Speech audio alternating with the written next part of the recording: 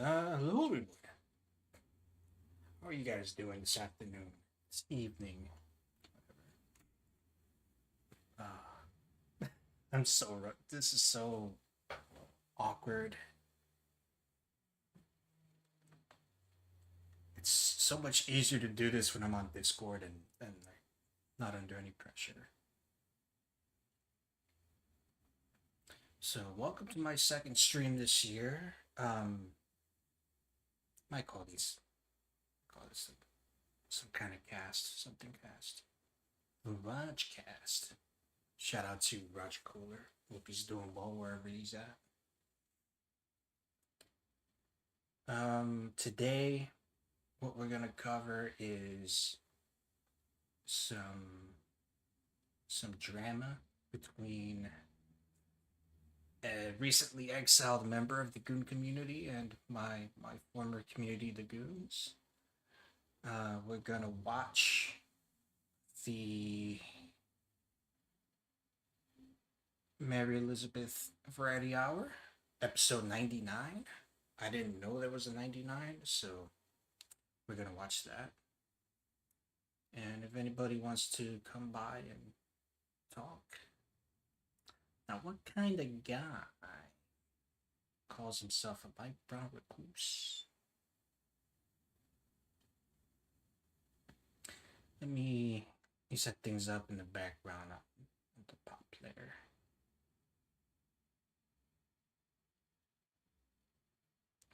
Just give me one moment, guys.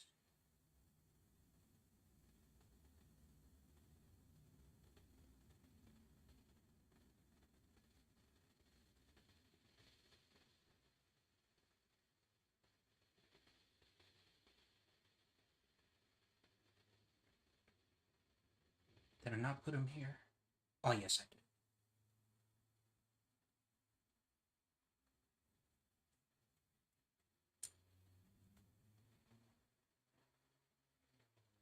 So we have part one and part two coming up.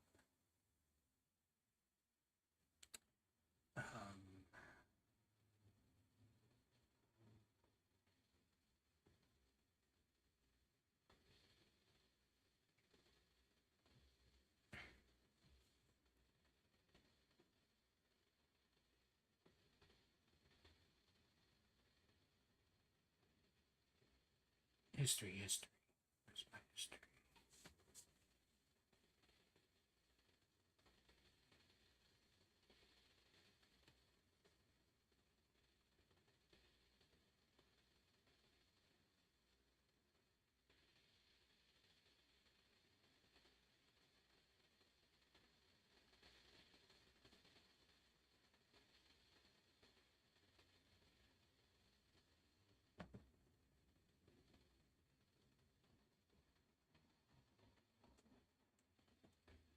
Hopefully the shorts work. We'll see, I guess.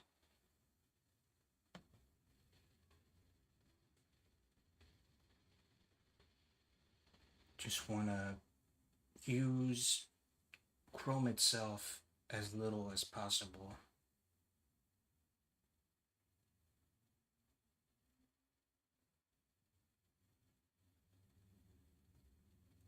Are we on live scene? Yes, we are.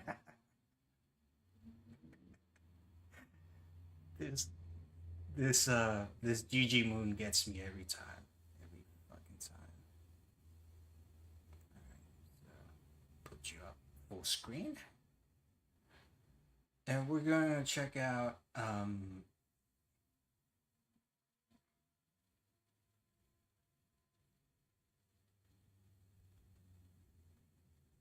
Hello, everyone.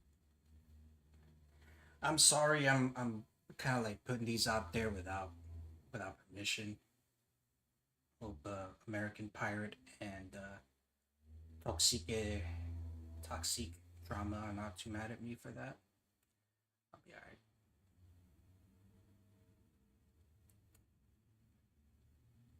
Shrink myself down a little bit. Little bit.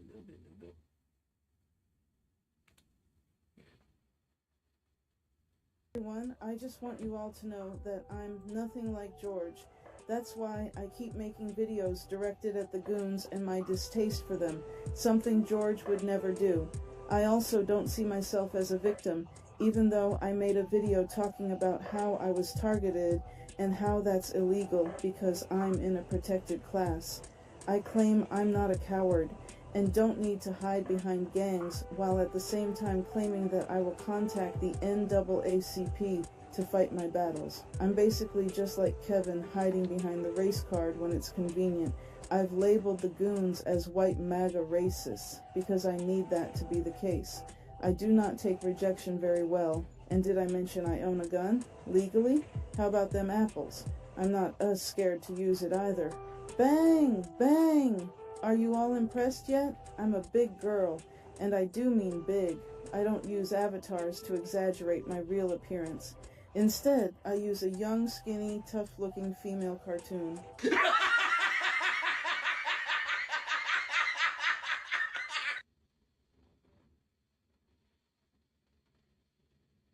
Whether they're home...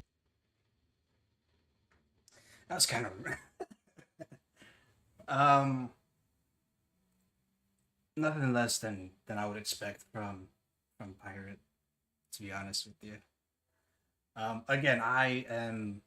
This is purely an outsider perspective. I haven't been on the Discord in months, so I don't know. I don't know what went on. I just saw some shots fired, and I've seen her before in other circles, and she seems normal enough. But apparently, there's more to it, and I'm likely not gonna find everything out based on these two videos. There's gonna be there's gonna be an episode of the Gorgeous George Show, the official, the trademark, the TM Gorgeous George Show with an R in the circle and all that.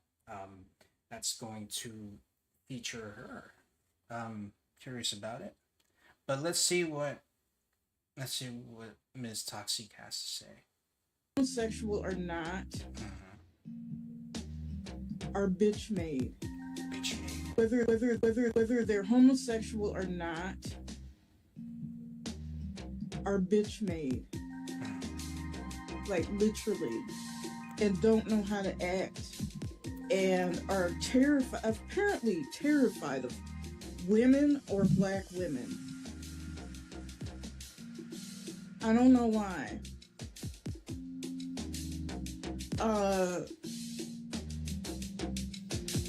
Steve has blamed me for being insensitive about his mother allegedly dying when he's still making streams and being in Discord all day. Shout out apparently to Steve from the Machete Squad. I'm not familiar with him. I don't know what he has to do with this. Maybe we'll After find the out. fact, because first of all, I have a life. I have work and I have beauty school. All right. So I don't live in Discord all day. Unlike these so-called men, okay? These males, let's go there. So,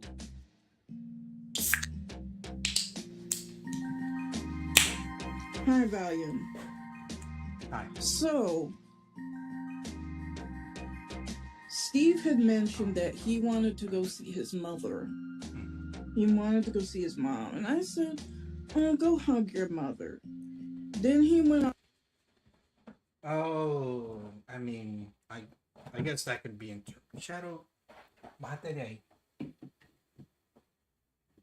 Come on. Come on, Cat. Don't make me kick you out.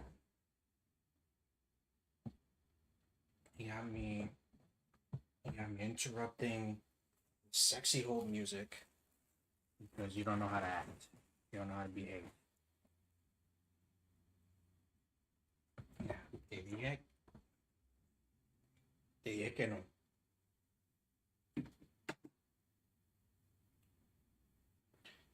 Cat goes this way.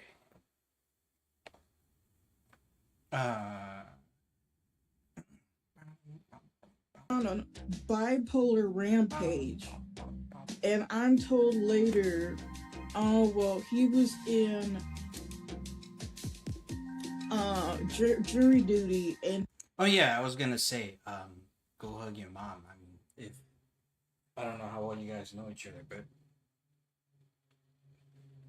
the way you said it that way kind of sounds sarcastic, condescending. I personally wouldn't be offended by it, but you know, if my mother were dying, I wouldn't be emotionally, 100% anyway. on a bipolar rampage, and I'm told later, oh well, he was in jury duty, and his mother was dying, and he couldn't go to the hospital. And apparently, I was supposed to know that because I'm supposed to live in Discord all day, like these people who apparently don't work.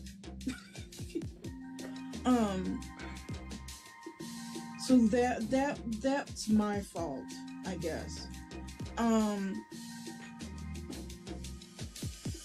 But he hasn't been at the hospital. He's been making live streams. He's been having fun with all his friends in the Discord, which is not something I would be doing if my mother was dying in a hospital. I would be with my mother as she's dying in a hospital. Oh, you're going to hear all of it, volume. There's something wrong with these. This is why I want to leave America. The American male is just done. They've been effeminized. They've been bitch made. Their parents didn't. Steve from the Machete Squad.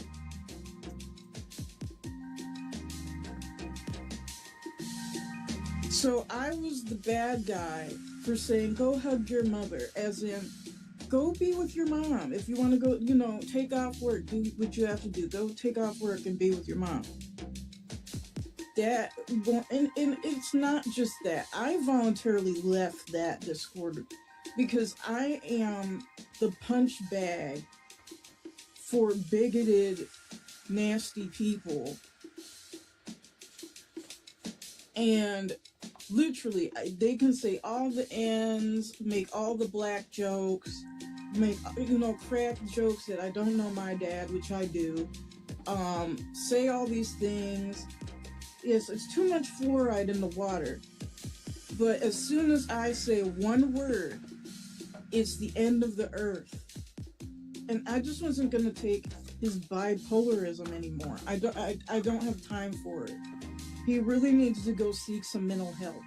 Now for Boston, who's threatening me, I guess, that I need to walk away after I was kicked out of the Discord group for being asked a question and responding to the question.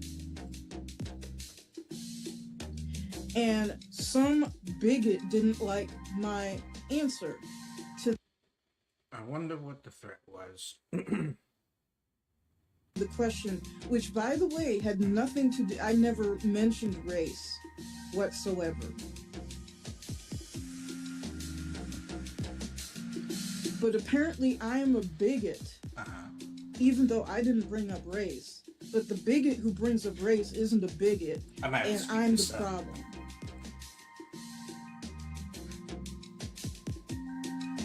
So I deserve to be kicked out for not actually being a bigot. And that's fine. I wasn't upset with that. What upset me was the troll accounts that came after me being kicked out. 2 of them. Then I'm the bad person for responding to the attack that I was receiving. And then Boston Soul wants to go on this. Well, your response was disproportionate to what happened, simply being kicked out of the Discord. No, dumbass. I was not just kicked out. I was smeared, lied upon, gaslit. Then after I was kicked out, trolled. So if you don't want someone in your group that... Wait. Hold on.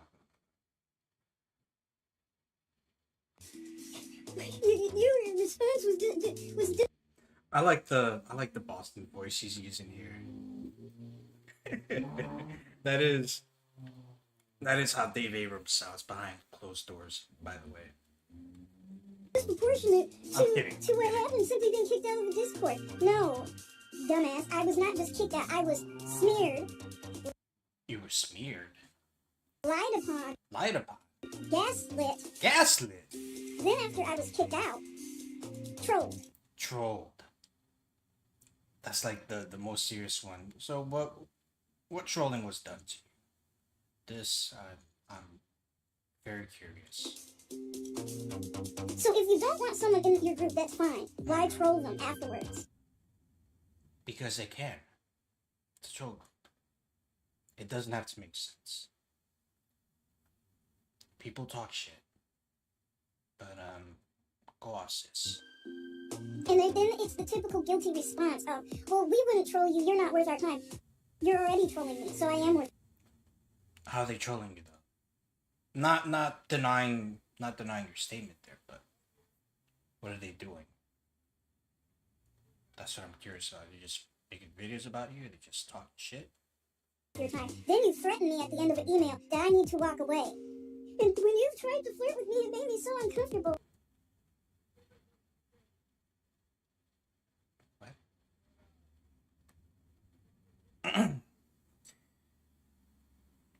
I mean, I don't interpret I need to walk away as a threat, you know. There have to be some in addition to that. And when you tried to flirt with me, it made me so uncomfortable. How old are you, sir? 12?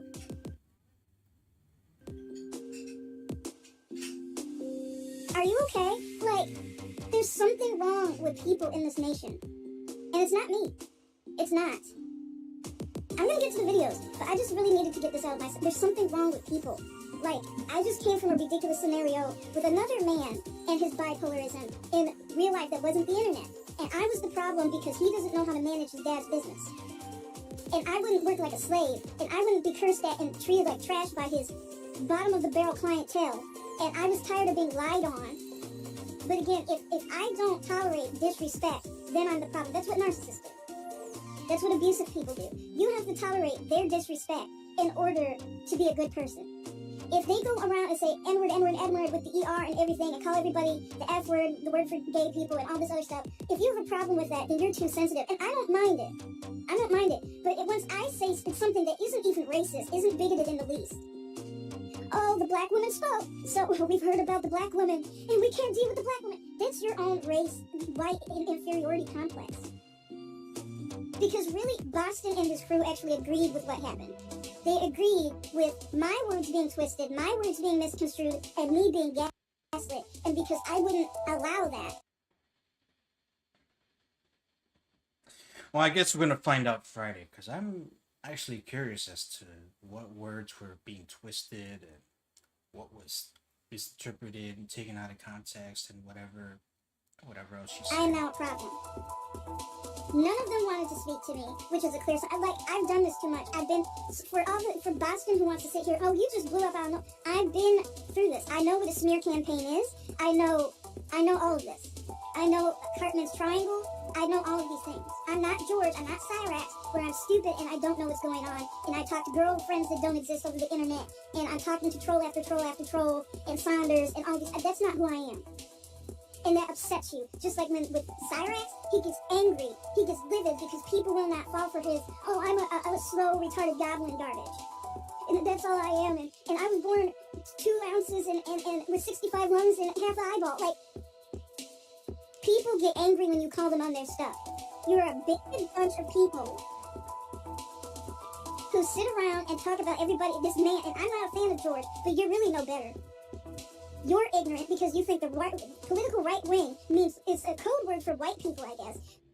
What? When Hispanics, Latinos, black people, and white people vote conservative. What's your point? So you're ignorant just like George is. You don't understand the political systems and how they work.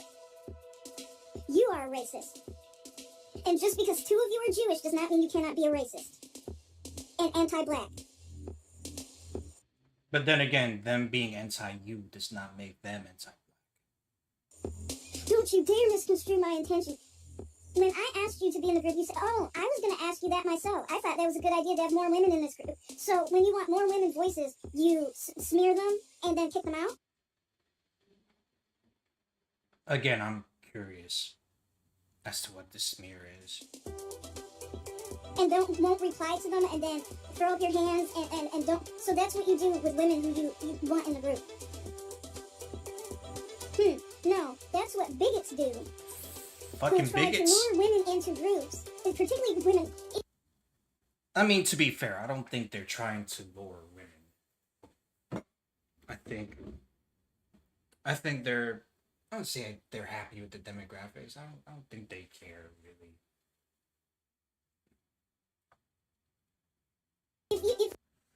But that's my interpretation from having been there. Plenty of women goons. I don't think it needs to be more. I don't think it needs to be more feminized or whatever. You don't like people of color, that's fine. You should just said that. But this is a weird take. This. If you don't like people of color, this whole racism. Colorism. Stop it. And then none of this would have happened. And you should have said, Marty doesn't like people of color, so we're not going to allow you in this group. We only like white people and Jews. Okay. And that would have been that. And that's your group, you can do what you want to. But don't turn this on me when I didn't do anything wrong.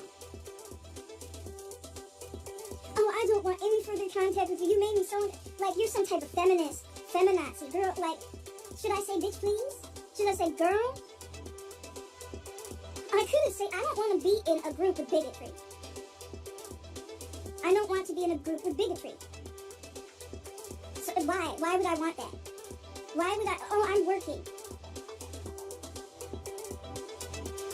And everybody knows when you get kicked out of the group because it lets you know that somebody left. Everybody knows that. So it was a lie. Oh, you didn't know you got kicked out. Yes, you did. This was nothing but a smear campaign. You didn't like me for whatever reason. Just say that. I wish people would just say, I don't like you. For whatever your reasons are. I don't like black people. I don't like women. I don't think it's that serious. I don't think it's a woman thing, an anti-woman thing. I don't think it's an anti-black thing. I don't think it's an anti-black woman thing. I don't know what issues they had with you. But again, outside looking in. Because I've been away from their Discord for about a year now.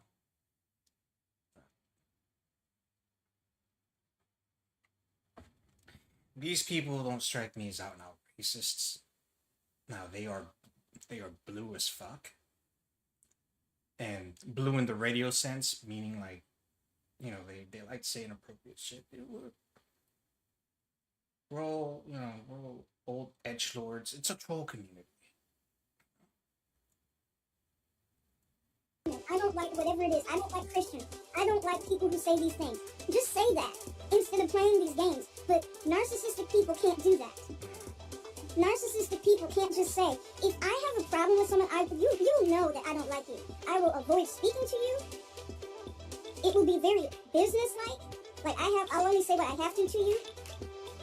I'm not going to laugh at your jokes. I'm not going to go out of my way to be around you. And if a woman makes you that uncomfortable, why aren't you letting her know that? Because it's not true. You know what this is. This is a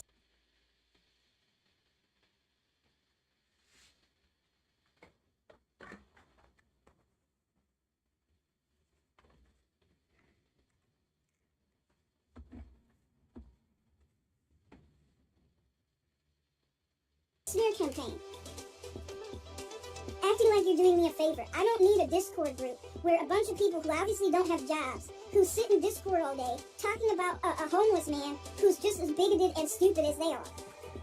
Just like I don't need to sit around a bipolar homosexual man who does nothing. He does the same thing. He sits and talks about all these other people in Marx and CVG and who's the other people? CVG, William Glory Hole, when he's just as bitch made as them. And he has mental issues, just like them.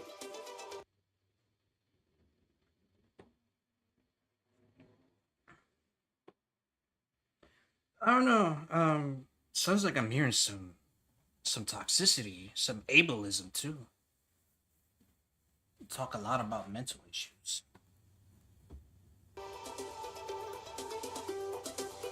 People don't like when you can see what you're dealing with. That's the problem. What are you going to do? Flag my video? Flag my channel down? For what? Racism? What are you going to do, Boston Soul? Marty McFly? What are you going to do?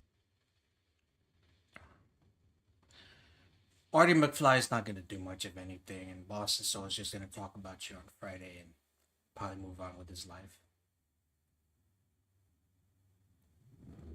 It's my opinion. Walk away or what? Walk away from me being wronged by you? And it's a bunch of men who have to ask permission from. I never had to ask permission to bust a move from a man.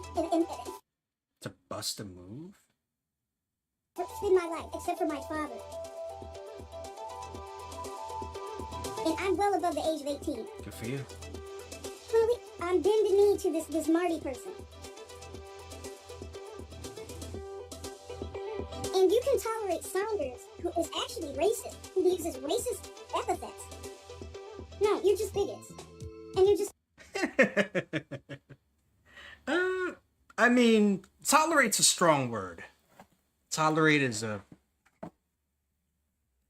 Actually, no, I think tolerate is accurate. Tolerate is really as far as it goes. It's not like they were friends with Michael Saunders.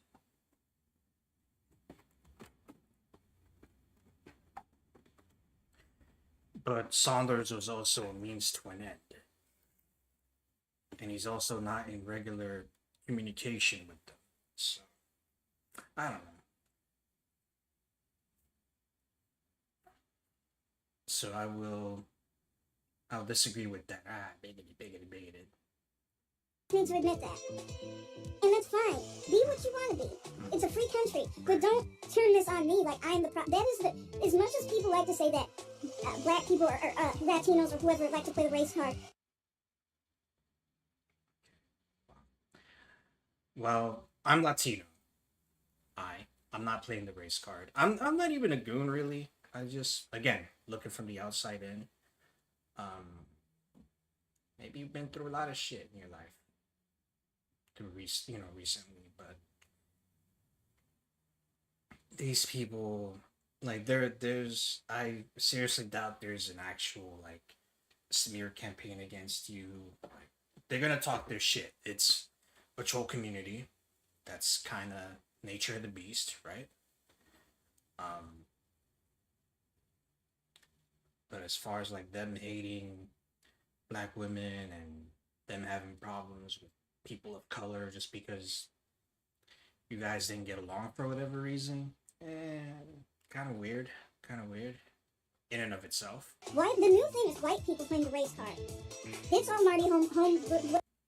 Not a new thing, by the way. Oh, she mad. Hey, Boston, what's up, man?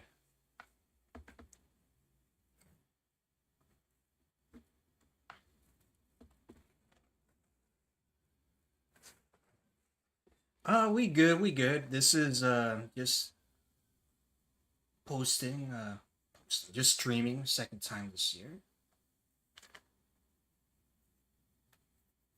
I saw this little drama going on, and I was kind of curious as to what was going on.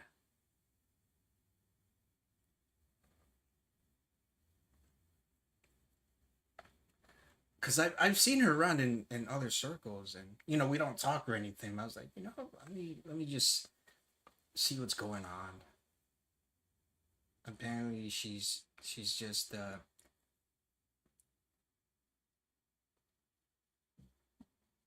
all the stuff beginning yesterday morning. Um, all of what stuff? You'll have to remember, like, I'm not on the Discord or anything. Apothecary John even popped in. Yeah, you'll have to direct me. Oh, her uploads. I'll check it out. I'll check it out. YouTube stuff. And maybe maybe I'm a problem because I'm a light brown Latino man, light skinned Latino male, platforming the bigots who ousted this strong, independent black woman who don't need no man. You're too white. I'm too well spoken. Whatever his name, Marty McFly did. Martin Holmgren, or whatever his name is, did. It's play the race card and play white supremacist mind game. White supremacist. Oh. That I'm not gonna. And then when the black person doesn't fall for it, when the Latino won't fall for it, when the Asian won't fall for it, when whoever it is won't fall for it, oh, they're actually the bigot. No, I'm not. You are. You are bigoted for playing a racist game. Why are you obsessed with race? And it's a new white supremacist talking thing. Oh, you're so obsessed with race. Race doesn't even exist. So how can I be obsessed with something that doesn't exist?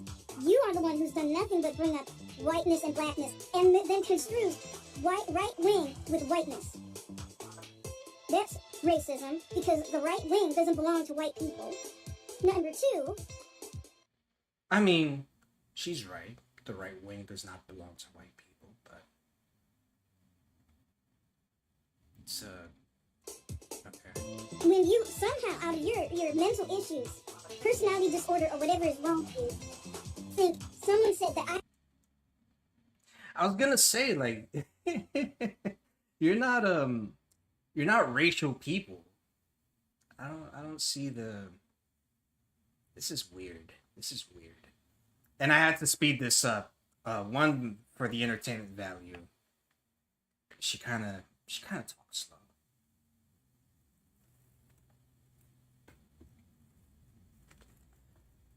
And she is also she's unscripted, which is what people do in streams, but when you don't have your talking points formulated, tend to use filler words and stutter and just kind of go on from there. I think that I think white people want to kill all blacks and Muslims, which I never said. That is ridiculous. Yeah, and there's apparently this email where you threatened her. I think when you said, "Oh, you gotta walk away," I think you just saying, kind of like live your life, do your thing, like we're done here. She would hit on me occasionally, and I kept ignoring her, so I'm gay because of it. That's weird.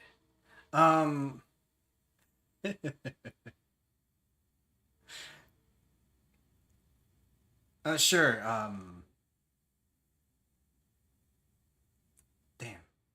I don't have the Gorgeous George show email anymore, so I've sent you emails elsewhere. I think you know where to respond to me.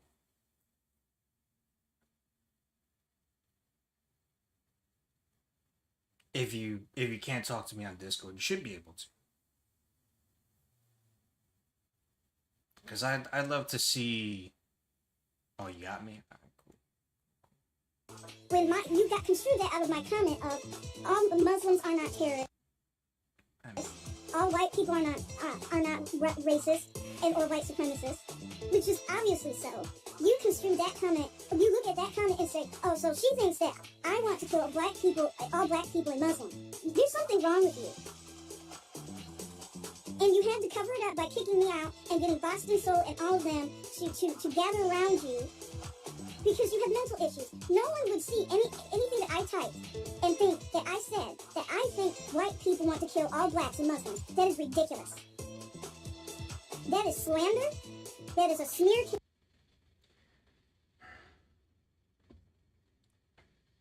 Okay, yeah, I'm curious as to where all this is. I guess I'll get the emails and all of this would be put into context. I don't think Ma'am, ma'am, I know it's in your last name and your username, Toxique Drama.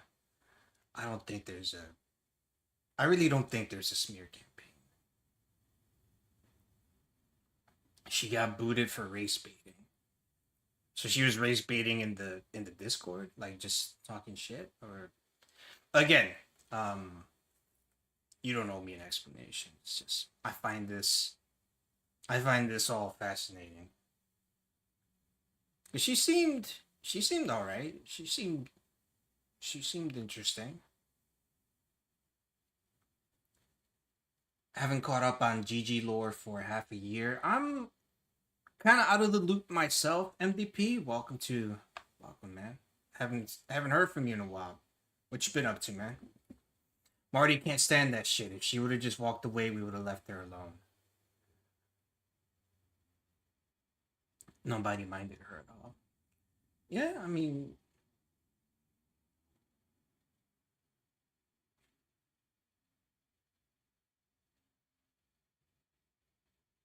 but yeah, this is actually like kind of outside GG lore, believe it or not. So, but first of all, look. Um, first of all, Mario likes to do things very much behind the scenes, so there is no campaign done on his end, right? Secondly, really, Boston and anybody else there, we all have small channels, so we have no we. I'm associating myself because I've been there for a while. I've been there for a few years, so I do associate myself with them from time to time. They don't. There's no campaign. There's no campaign. It's not that serious. Now, in other words, it's not a conspiracy against you. Now, you want to say they're smearing you and slandering you. Hey, Jay, what's going on, man? Good, bud. So Jay knows Toxique from the ice streams, because she shows up on a friend of the show, you know, Ice Yamamoto. Cool dude. You should hear his crash outs. Inside joke. But smear campaign. I don't know about all that. But then again, maybe I'm splitting hairs with the whole like definition of smear campaign. Maybe you feel like you're being attacked. Maybe you are being attacked behind the scenes. I don't know. I'll look through and I'm trying to be objective. I'm trying to be working on the Raven thing right now. Cool, cool. Campaign, and you've been waiting for this. As the smear campaign comes, this was the ultimate coup de grace. It comes when you're just done with the person. And Boston, so I'm not going to walk away.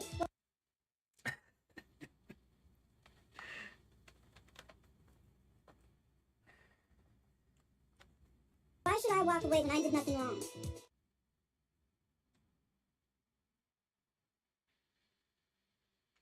I mean, I guess you don't have to. But again, it's you know how troll communities work. Toxic, you're in the Cyrax community. You you linger in the DSP community. I see you in Ice Yamamoto streams. You know how this shit works. Why are you taking this personally? Why are you taking this personally? Trust me, they're not attacking you personally.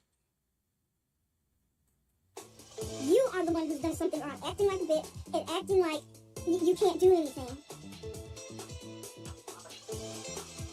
When you are a bitch, because you have to ask another man for permission to do anything.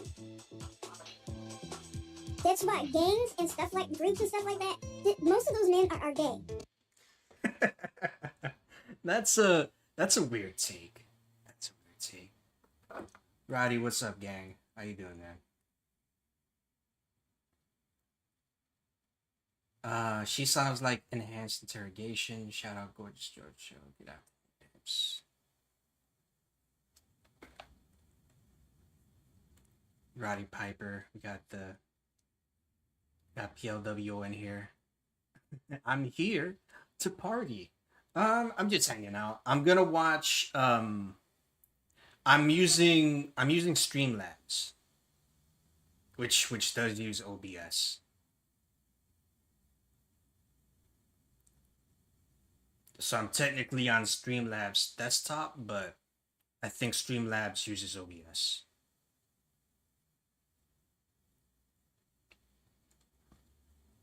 Yeah, I like the chat thing. Chat thing is pretty cool. There. Now I would customize this, but I've been away from this for a while, and I really like doing I like flexing my creative muscle more, like with the thumbnails and shit. It's more, I don't want to say I'm better at it, but it's more fun for me.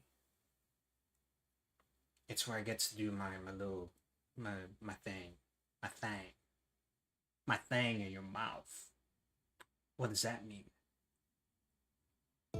Why? Because you're doing stuff to please another man. Only a gay man would do that. This is weird. I don't think it's so much gay straight. I think it's more like, and maybe this is maybe this is your way of kind of like getting back at him, but I don't think it's a sexual thing. I think it's more like people, you know, in hierarchies, people like to impress higher ups, you know. But I don't even think that's what this is. But we're talking like what happens with groups and quote unquote gangs. I don't think it's a gay straight thing. Only a gay man would do do anything to please another man. A heterosexual man only wants to please a woman. And a heterosexual man also isn't going to come up with, you make me so uncomfortable. I mean, heterosexual men can be made uncomfortable by women.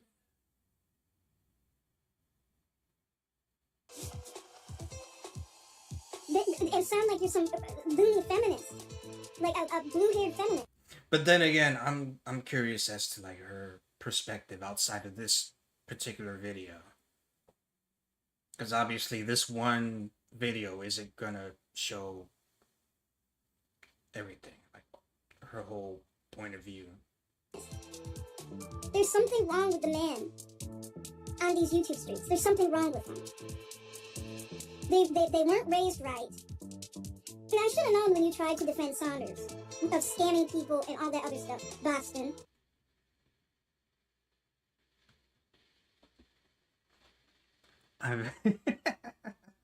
I'm, I was very uncomfortable. I'm not in Discord. Sleep with a rhinoceros. Just anyone else. Yeah, I mean, this is weird. Well, I made it. Oh, so who have you scammed by? Scamming people and. So Boston, did you defend Lewis without a shirt? Ooh, baby. You know what? Do we want to do? No, I'm not doing that. Listen, I've gained some weight. I'm up to like 170 now. I haven't worked out much anymore. I got no one to work out for. GFL. See, now you're not beating the allegations when you're posting the GFL. Hashtag Boston. What the fuck? Now she's gonna say, now she say GFL. Thankfully, she doesn't know the origin of that. But when she does learn it, she inevitably will. Because I think, again, she's not George. She's smarter than, you know, Cyrax. So she will learn the meaning of hashtag GFL. And she will accuse you of, you know, being homosexual. Nothing wrong with that. Nothing wrong with that. Just ignore it, pal.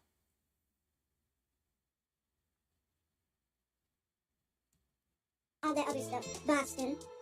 Well, I made it. Oh, so who have you scammed, Boston? Yeah, Boston, who have you scammed? But yeah, did you defend Saunders?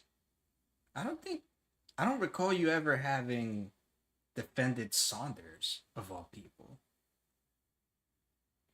Again, Michael Saunders to the Goons was just an entertaining, an entertaining figure. Like I said before, means to an end. He pissed off George in a way few people piss off George, and George continued to want access to Michael Saunders, for his money and his paralegal services and whatnot. So he was useful to George, but he also liked to talk to Marty, and then we all told her we booted him for racism. He came back in a minimal presence on that one streamline. Yeah, that's right. Yeah, when he came back from the dead, when we thought he died, never came back. We all condemned his behavior, and she knew this. Yeah, I was just gonna say that.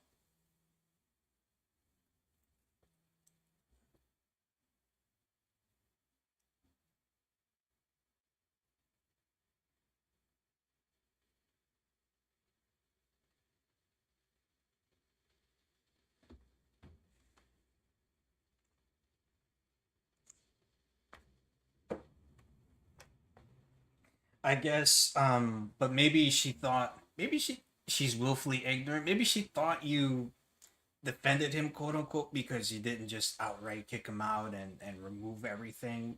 But that's the content, though, right? Like that's a lot of the content was George Saunders, George and Saunders correspondence. That would take away a lot of the meat and potatoes of fucking with George. So I don't know. Maybe I'm you know taking things out of proportion. I said his calls in are funny. Yeah, they are funny. So was she upset that you were posting Saunders calls with him having said what he said?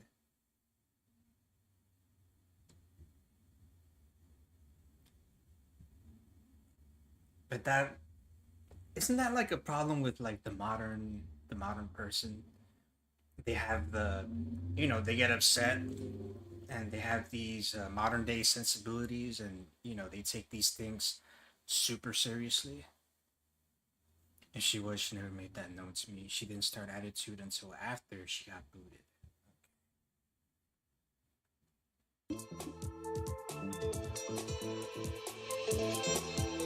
Who have you stalked, Boston? Since Saunders is a domestic abuser, he is a scam artist, a bigot, and a known bigot, and you want to defend him. So, what have you done? Why would that trigger you to defend a person like that? Because all stalkers have something wrong with them. And this is one thing, and then I'm going to move on. The cluster bees stick together. The cluster bees stick together. Anyway.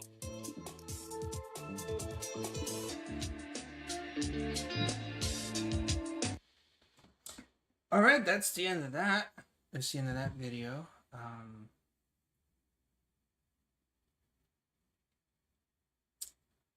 That was weird.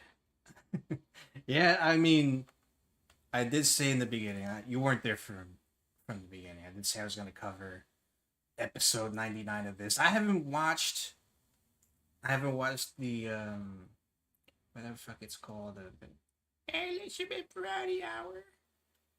It's been months and months since I've seen this shit. So I'm a masochist, hardcore masochist. I fucking hate myself.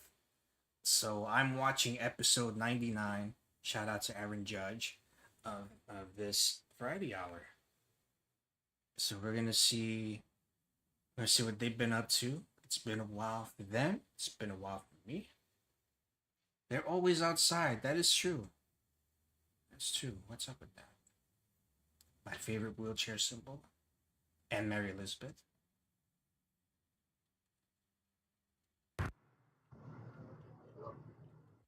Oh man, fucking crow's feet. Hello. Hi. Yo. Yo. Did What's the name of this show? Welcome to Maray Elizabeth Jones' Variety Hour. Yes. You know why you had a moment hesitation? We haven't done a show in so long. Yeah, I know. We haven't done a show in a whole year. No, since the beginning of the year. It's been a while. So happy 2026. Yes. It's nearly March. Happy New Year, everybody. Happy New Year. Happy New Year. I forgot Kevin exists. You are missing absolutely nothing, Rowdy. I promise you that. But yeah, you know, I'm kind of glad. I'm kind of glad Kevin's on the left side. Our left, his right. So the text gets to cut him off. I'm gonna feel sad when Mary Elizabeth is on the other side and she gets cut off. But I digress. Let's go. Oh boy. Oh, you're Mary Elizabeth. I'm Calexit. How you doing, everybody? Anyway, Hey.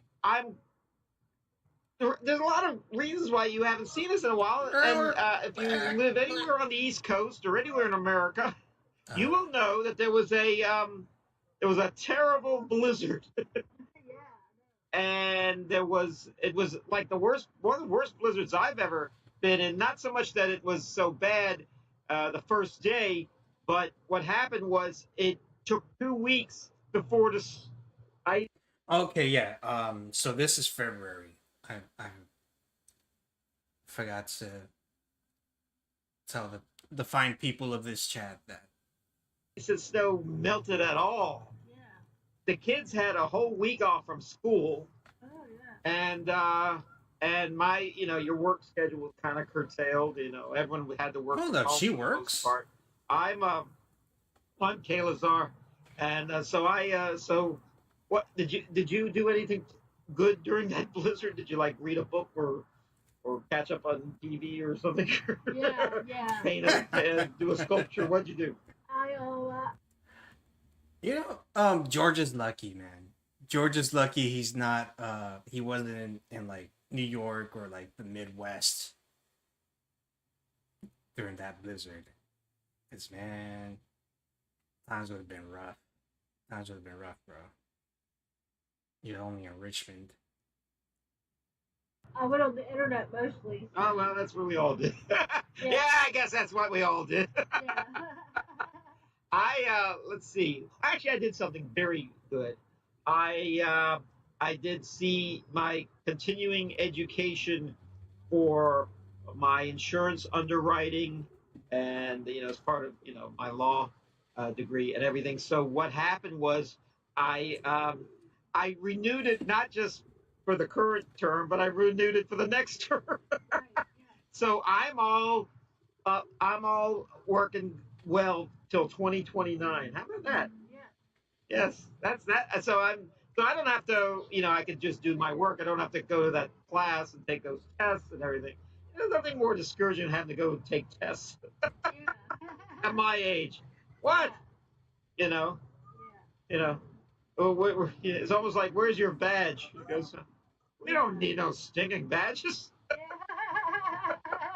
Treasure Sierra Madre. I don't have to prove to anybody how smart I am. Yeah. I don't miss My this word at is my all. bond. Yeah. Good day, sir. Then I twiddle my mustache and leave. Yeah. Let's see. So, but you actually started off January pretty exciting. You were on your way to New York, and tell us about your trip to New York. I had a good trip. You motherfucker. Wait. Shut up a second. You went to New York and you didn't tell me, Mary Elizabeth. How dare you? How dare you?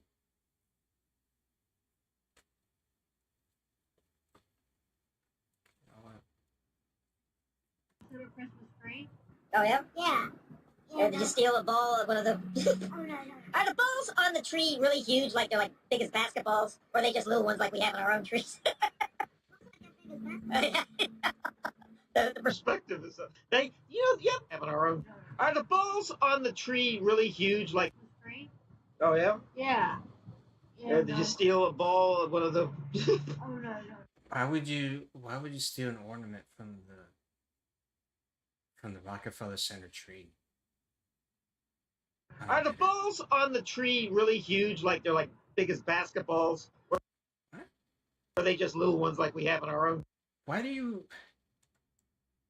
why are we dwelling on the size of ornaments on the fucking Rockefeller Center Christmas tree? You don't want to pay for it, that's why. Trees? Looks like how big is basketball.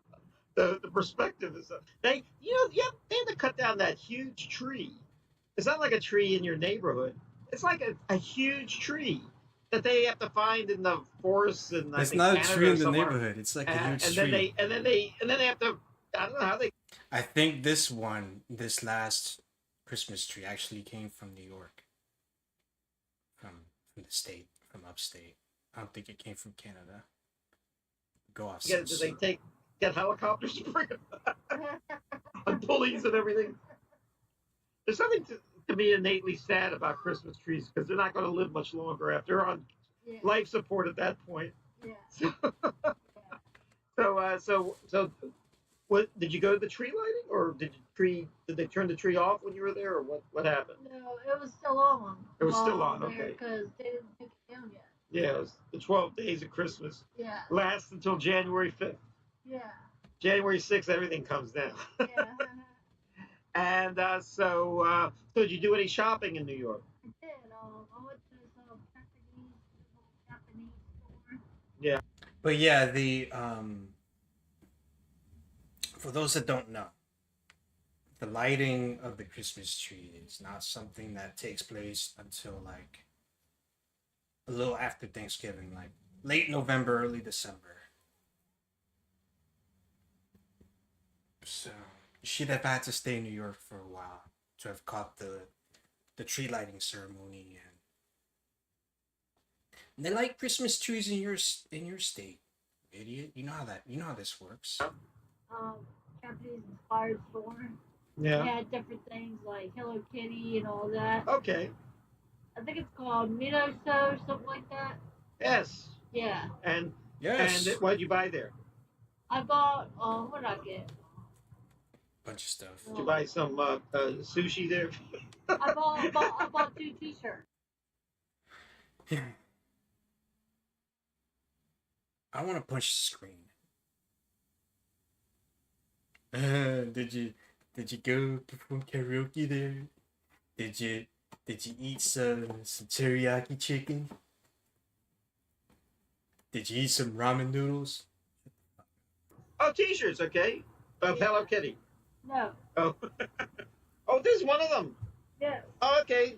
It has talking cherries on it. Yes, this place don't stop the music. Don't stop the music. There you go. Okay. And I got another one, but I forgot what that one said. Yeah.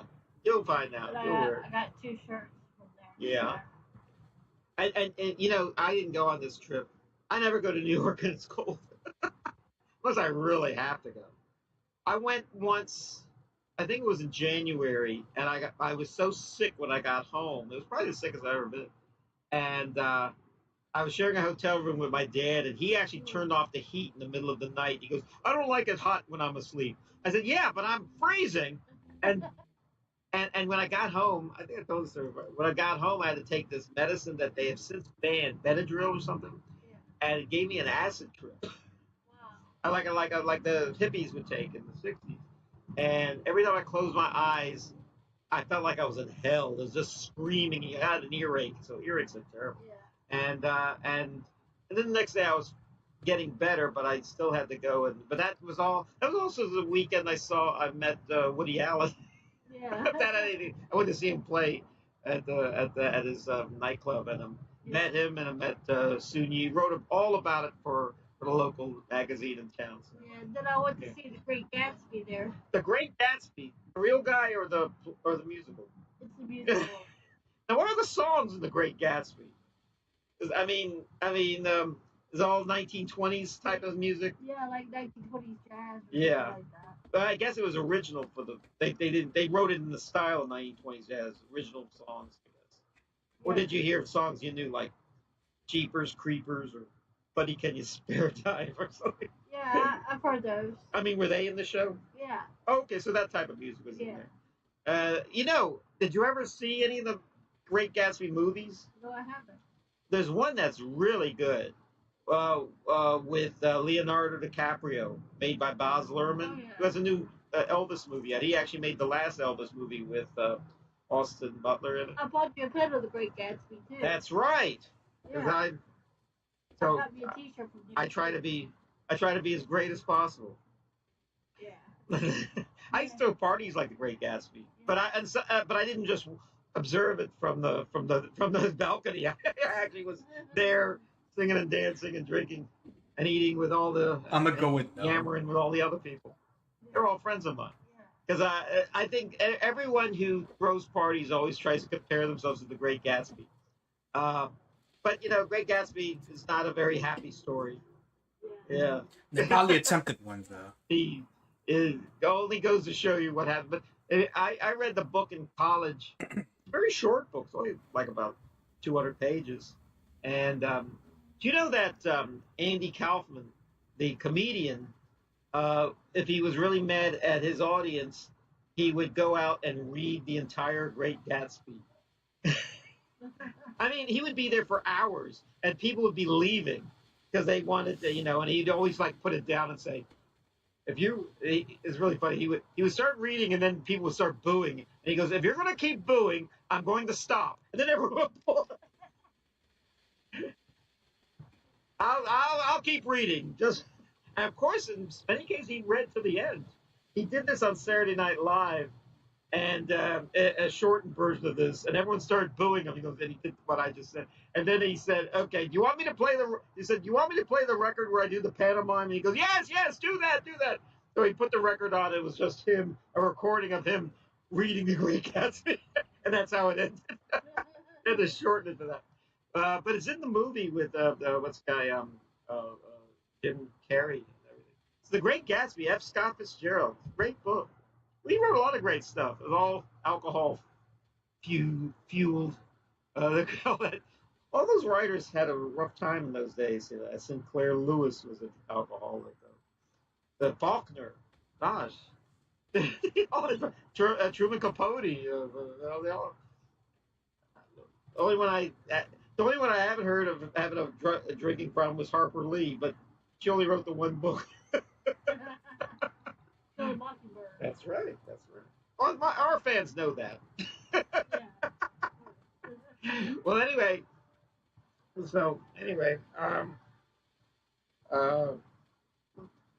I have to leave a message that I'm doing the show right now. Okay. Also, let's see. So I got my continuing education done until 2029. So I think I used the time kind of wisely. So that was good. So then now it's actually getting. I hope it doesn't get bad again. But I heard there's a storm in New York, right? Blizzard a few days ago in New York. So who knows what's next there? Let's see. And you actually auditioned for a play, and you're going to be in a play soon, yeah. Yeah, Oliver. Well, tell us about that. I did it 2 years ago for CCT. Yeah. But CCT, what's that? Just for Children's Theater. Okay. But I'm doing it for BLT this time. What's BLT? Bacon, lettuce, and tomato. Broken Leg Theater. That's the other theater, yeah. So, yeah. Well, what are you going to do? So I went up to BLT to audition for Oliver. Yeah. So this is the first show that I did with BLT. Yeah. All right. And Oliver, and you're an old hand at Oliver. You've done it before. Yes. Do you know what song you sing in it? Ooh papa, that's how it goes. Ooh papa, everyone knows. Now that I've heard of that, goodbye. I don't have to watch the song. You're going to see it. I'll see it. I'll see it for all the other people. I like the Does Mary Elizabeth and Oliver have to go, don't touch the lamp, you'll get electrocuted? Because I get to always have you come over and Sing Oom Papa. I got you. Well, thank you. I'll be there. Don't worry. Yeah. When did I never go to a show? So anyway, I go to all the shows. I will go to the opening of an envelope. Yeah. So, I'll go to the opening of a tuna can. yeah. So that's it. That's one exciting thing that That's it. is going to be a new show for different theaters. So, Different theater, yeah. yeah. Make whole new friends. Yeah. If you ever need a friend, buy a dog. It's show business. I have some dogs actually. You have some dogs, yeah. Yeah. And tell us about your dogs. One will be 6. One will be 6th of May. For What's my the dog? Wait, one will be 6 or one will be snipped? I have some dogs.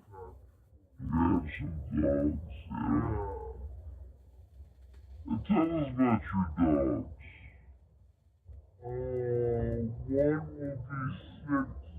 It will be 6th of May. What's my the dog's birthday. name? 6 of May. Palmer, Palmer. and the other one. Oh, I know this. Palmer is Palmer the Pomeranian. Yes. See how brilliant she is. Yeah. See how smart she is.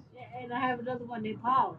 And Polly is is a girl in it. Yeah, she's Pomeranian too. She's a Pomeranian too. Okay. Yeah, and I got some puppies.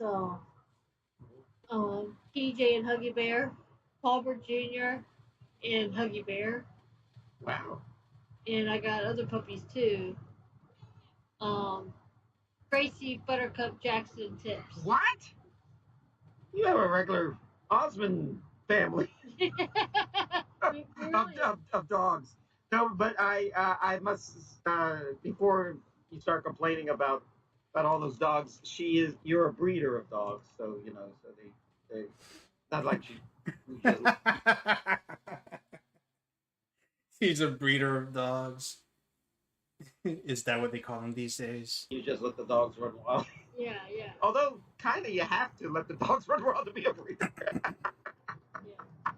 Oh yeah, the yeah. dogs run wild. The only pets I have are the roaches in my apartment.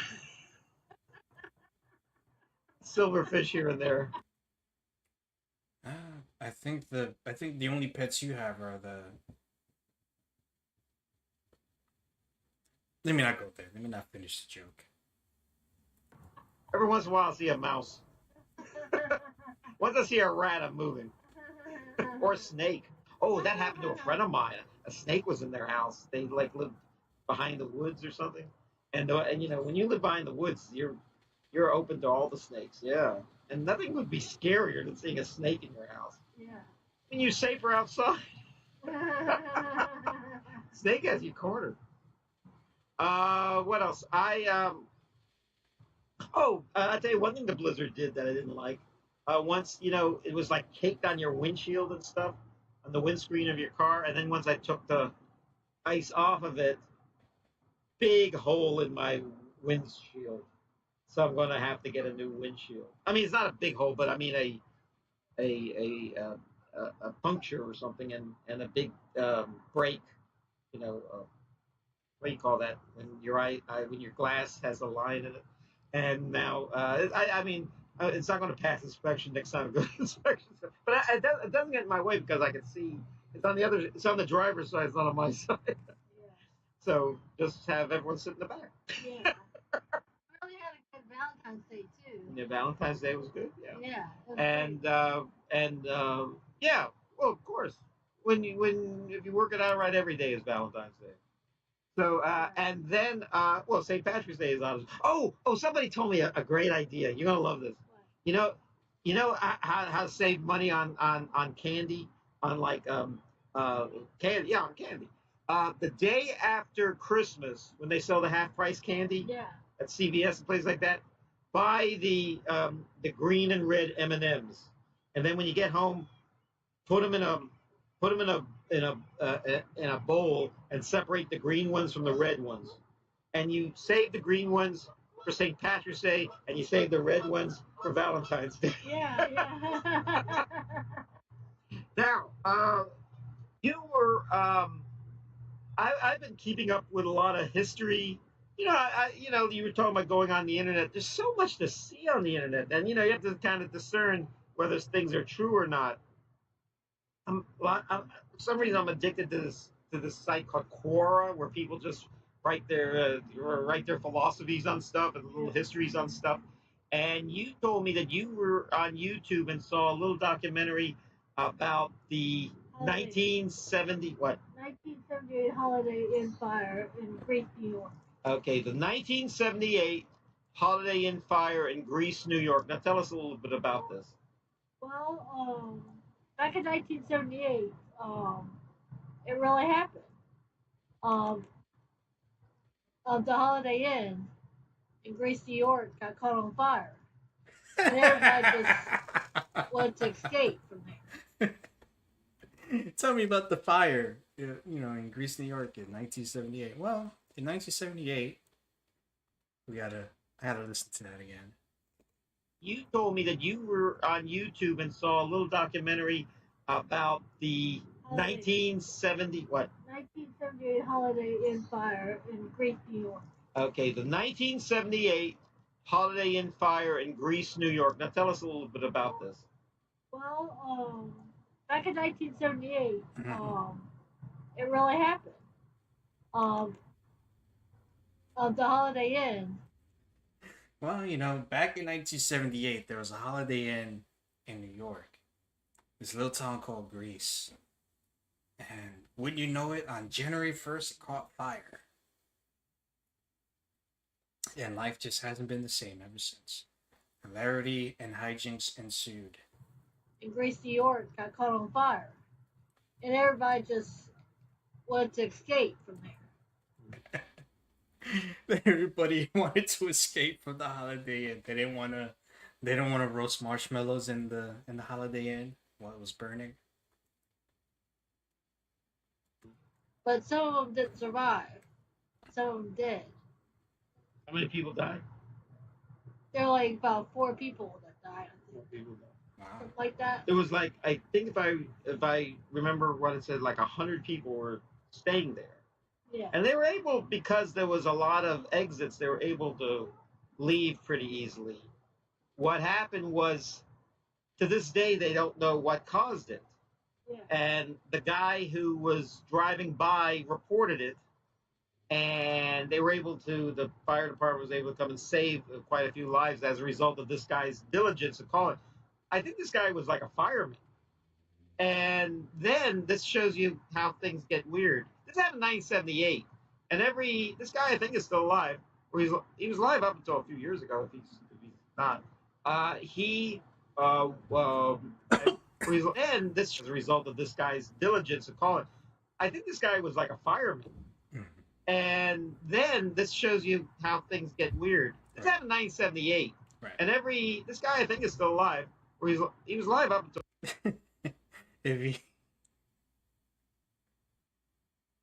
If he didn't die a few years ago, he most likely died now, almost 50 years later. A few years ago, if he's not, it's just a weird way to put it. The 2020s, they opened up the investigation, thinking that he was the one who started the fire and did it so he could call in and be the hero. I mean, that's what they think. He always denied doing it. Now, this guy is now the fire marshal of Greece, New York. And so it's weird how the fire marshal is kind of accused of arson. He was never tried or anything.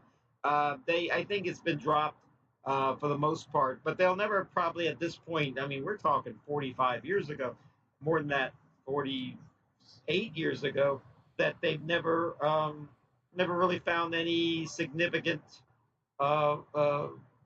person who might have done it. No, I think they did have a suspect, but that turned out to be a blind now. And then they kind of trouble with a lot of crimes and everything. Sometimes the police are quick to find someone to pin it on. It's not whether just they're innocent or guilty. Very well, they might be guilty. Yeah. But then they could be innocent. It could be a rush to judgment. Yeah. People are.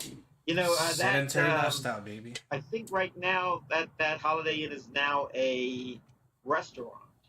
I mean, on the same site, it was a restaurant. So yeah, there's nothing Probably the worse than a winter fire. too. Yeah, I first discovered it first on YouTube. You discovered it? Yeah, I was like, this is interesting. I'm gonna watch this. So, Yeah. yeah. Yeah, I was watching. I saw a few of the things myself, and it was I saw a lot of Inside Edition did a few follow-ups to it, but then in detail you get the longer versions of stuff. Yeah. Um, yeah, I'm always afraid of a fire. You know, Me too. Yeah. you kids are always starting fires, and kids are so enamored of playing with matches and stuff and Yeah. torches and everything.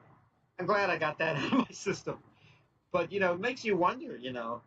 I mean, you might be all right, but you never know. The kids down the street might be match happy, firebugs, pyromaniacs they call. Yeah.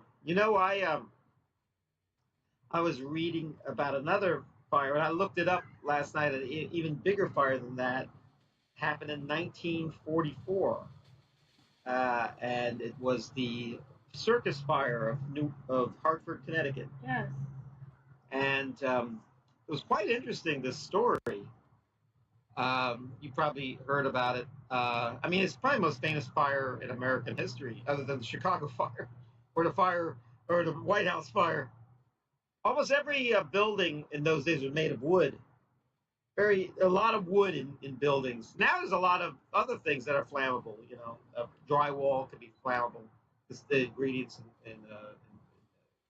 in drywall, the epoxies, the glues, the paint, certainly. Yeah. This fire in 1944 was 7,000 people went to this big tent in Hartford, Connecticut, and it was the Ringling Brothers Barnum and Bailey Circus.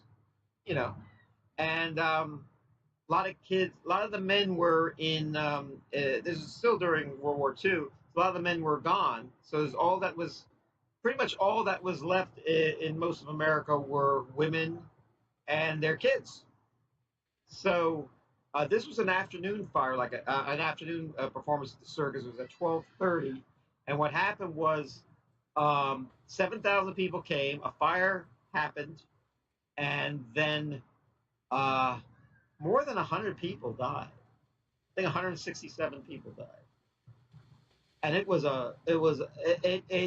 it started so fast. I don't think it was arson. You know what they think caused it? A careless cigarette flicked in the corner or something. They think caused it, and it started so fast. I don't think it was arson. You know what they think caused? They think caused it. GG, Gorgeous George is what's causing all this. Caused it. I'm sorry, Greatest George. A careless cigarette flicked in the corner or something. They built this circus tent on a haystack. I mean, with hay and sawdust. If you go to these tent circuses, they usually have sawdust on the ground, but they usually treat the sawdust, so it doesn't burn easily. Like it's mud. Mud doesn't really burn easily, but sawdust will. Sawdust is wood, let's face it. And they waterproofed the tent. And this is the weirdest thing.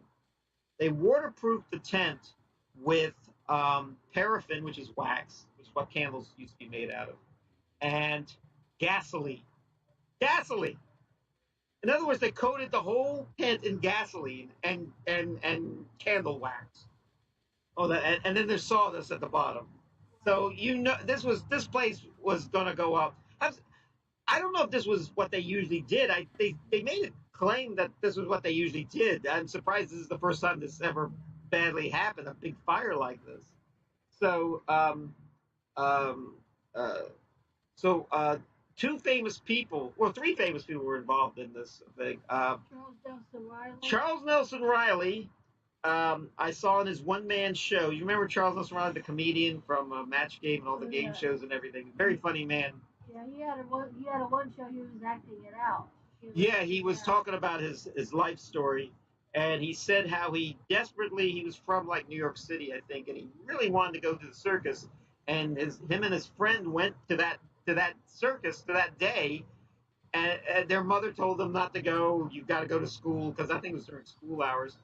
But he went anyway. He was like I think 14 years old, and he nearly he and his friend escaped. A lot of people did escape because it was 7,167. I think 500 people were injured. Um, but yeah, it was a terrible thing, and he survived it. The other one, now this I knew about the Charles Nelson Riley part. I did not know that there was an actress named Jan Miner, Yeah. and if she sounds familiar, she used to play the Madge the manicurist on the dishwash detergent commercial, Palmolive dishwasher. She would say, "Your hands." She'd always insult the people and say, "Oh, your hands look red and fiery." And he says, "Well, you come soak your hands in this." And Well, he goes, come soak "Dishwasher your, detergent?" It softens your hands while you do the dishes. And I think it used to be made with olive oil and coconut oil and palm oil, palm olive, of course, and palm olive, of course. And but since then they don't make it with that. They use all these all these chemicals that would never soften your hands anymore, just irritate your hands. You can wash your dishes with it, though. But Jan Miner was a reporter. She was and an actress, and in the day, I mean, in the 1940s, and she actually took a bunch of, I think her newspaper had a contest, and the winners of the like 10 or 12 kids got to go to the circus. She took them to the circus. Well, she had a deadline to make that day, and she left almost immediately. Not immediate, but before it started, she was actually out the tent door, and in her car, and then she looked behind her, and the whole thing was on fire. So she missed it, and she always had guilt about that. That I think she tried to try to do something, but you can't do anything in a fire. You have to leave it to the professionals, the fire department, and everything. Yeah. So um, she also was in the movie Lenny. Jan Miner played Lenny Bruce's mother, Dustin Hoffman's mother in the movie. She's also in the movie, the Mother Superior in the movie Mermaids, with Cher and Winona Ryder and what's his name, Bob Hoskins. You probably saw Mermaids, and that's rather recent. That was from the 1990s, and it's a good movie. And there's she was actually fired. I have a joke. I say this joke all the time, and it's about Madge the manicurist. You want to hear it? I remember when she was. They dropped her from the commercial. She was doing the commercials for more than 20 years, or 25 years, I think, and they dropped her because they wanted a younger person to do the ads. Yeah. She was getting too old to play these. So I said, Madge, she was fired because she was looking too old. Instead of soaking her hands in that palm olive, she should have been soaking her face in it.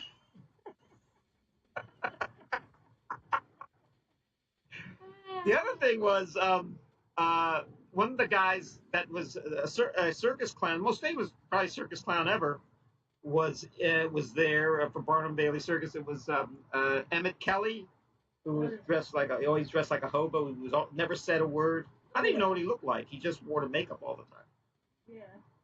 And and there's a famous picture of him, just sitting down dejected while in the ruins of the circus in Hartford in 1944. And and I'm not kidding, they call that it was in Life magazine, "The Day the Clown Cried," which became the title of a ill-fated movie that not having to do with that, but the title was the same title that Jerry Lewis eventually used for a movie that was never finished about a clown in a concentration camp. "The Day the Clown Cried." Well, anyway, we could talk about that for another for another show. But anyway, this is my Emmett Kelly story. You see me with the celebrities and everything. I maybe the first celebrity I ever encountered I was at the World's Fair in 1965, and he was there.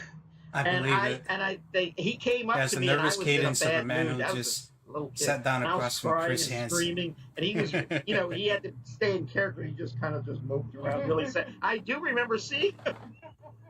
It's like my earliest remember was seeing Emmett Kelly. So I've never heard him speak. I think he died in the 80s sometime. I don't know when he died. I'll look it up. But yeah, so anyone who went to the World's Fair in New York in the mid 1960s probably encountered Emmett Kelly. So you like clowns? I do.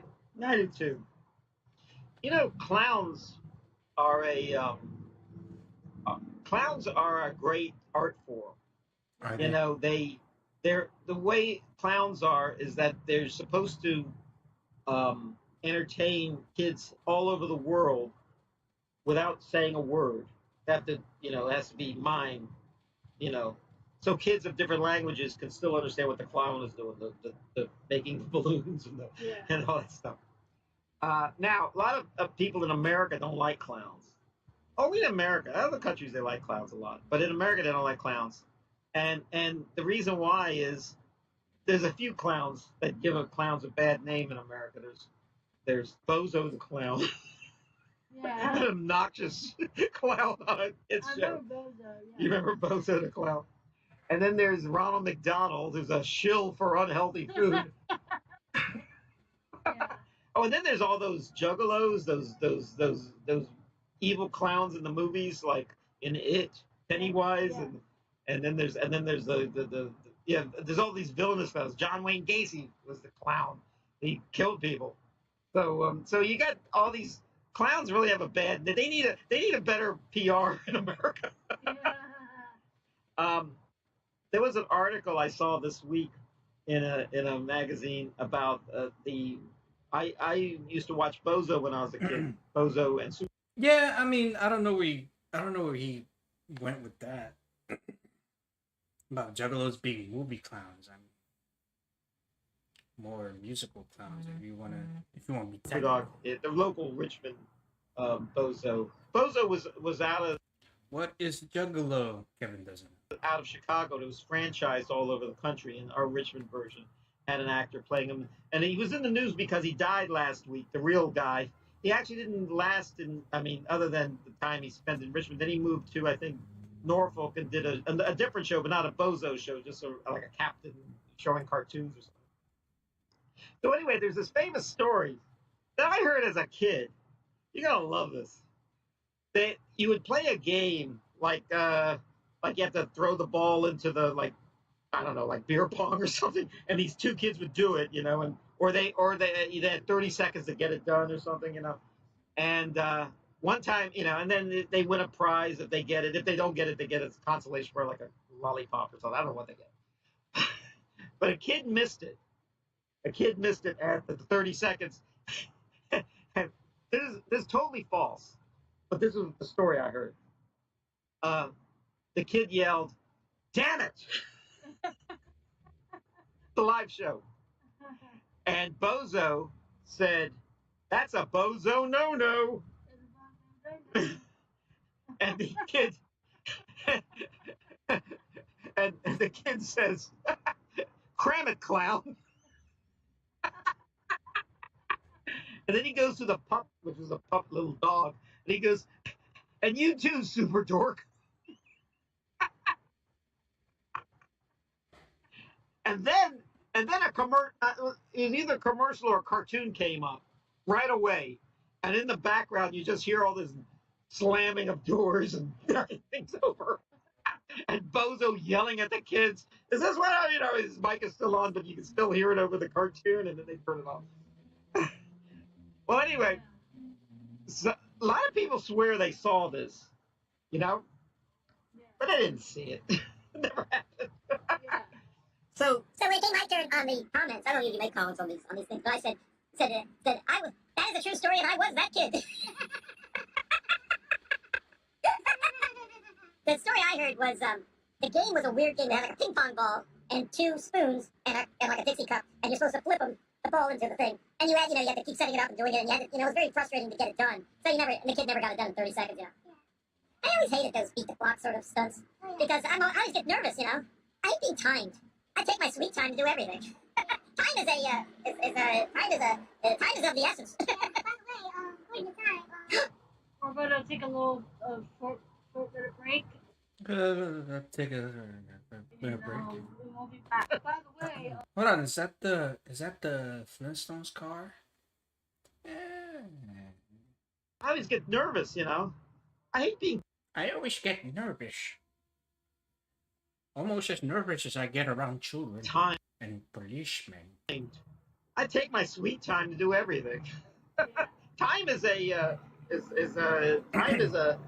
time is of the essence. yeah. By the way, according to Just time, ignore it, pal. we're gonna take a little short minute break, and we won't be back. Can I come back? No. Yes. Okay. I'm gonna have an apple. Great. May God bless you.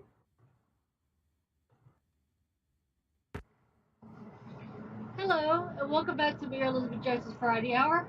This is part 2. Yes. Let's do it. Let's and some we're still here balls. at Bird National Park. Yes. The fountain is here. Yeah. Yeah. So and we're always here. There's a lot of birds around here, so we always have the birds to keep us company. I understand your mom's no longer with us, sadly, Yeah. but your mom was an artist. Yeah. Well, tell us about your mom's art. What did she like to draw pictures of? Or did she Uh, paint? Did she do chalk? What did she do? She did pastels. Pastel.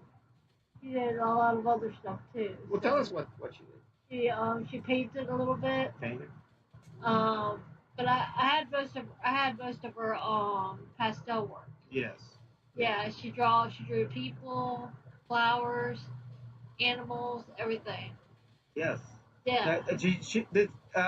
You actually gave me a very nice thing she did of roses Yeah. of art, and I have it framed in my house now. Now, tell me about did she do any pictures of people? Like, did she do you or any pictures of you?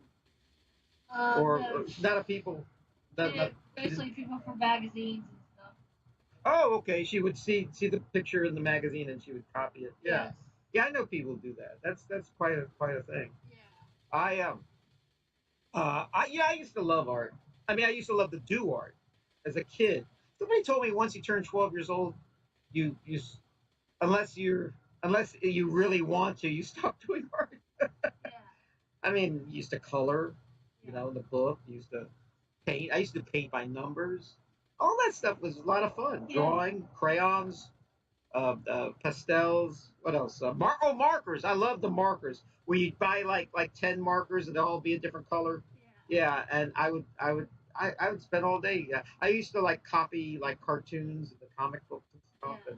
and in the funny papers. She And would everything. make this cartoon character named Mr. Pink-a-Lot. Oh, tell me about that. It's this guy. He had a mustache, Mm-hmm. but he had like a funny looking neck. It was pretty funny. You had a goiter or something?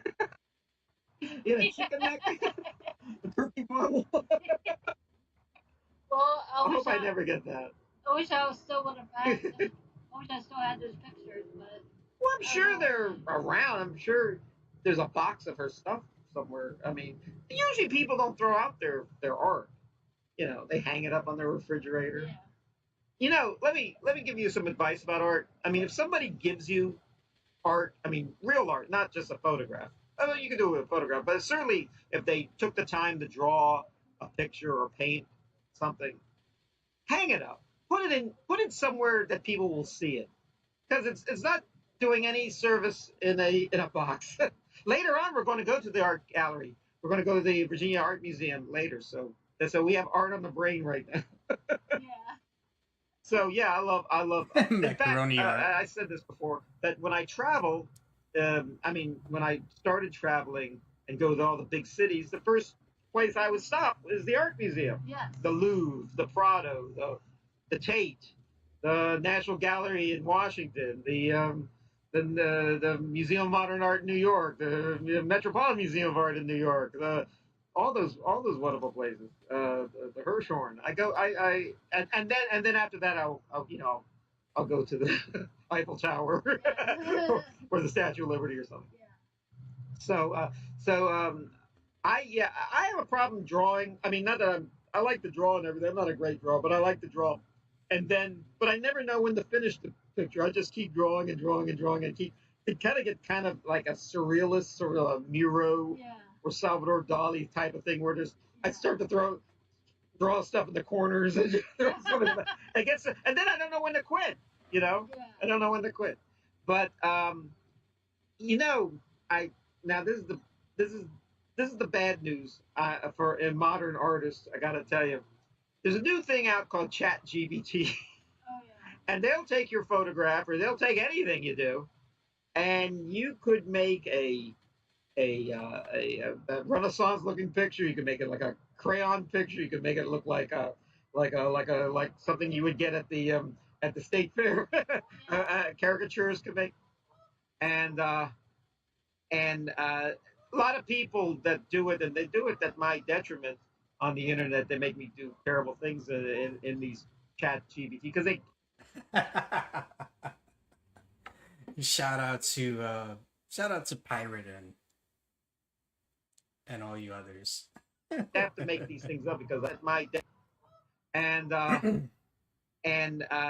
lot of people that do it, and they do it at my detriment on the internet. They make me do terrible things in these chat GBT because they have to make these things up because I'm such a humble and holy Yeah, I would never do anything honest untoward. man that I won't do anything. So of course it's like having Mr. Rogers. They're doing it with Mr. Rogers and stuff. Making him do stuff like eat a dog or something.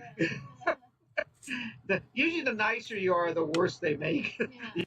No, that's usually not how it works. I mean, there's a bit of comedy to that, you know.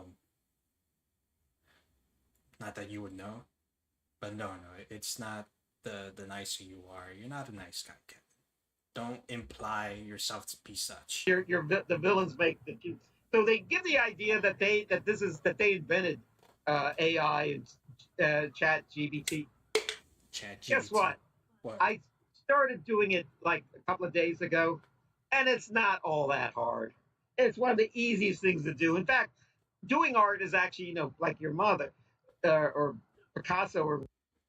Doing art is actually like your mother? Is that what he said? It's one of the easiest things to do. In fact, doing art is actually, like your mother. I mean, no one said it was hard to do things on ChatGPT. You're feeding words into a prompt. You know, you're feeding prompts into an AI. Idea that they invented AI and Chat GBT. Guess what? What? I started doing it like a couple of days ago, and it's not all that hard. I mean, who said it was hard? It's one of the easiest things to do. In fact, doing art is actually, like your mother or Picasso or one of these Rembrandt. That's hard work to do.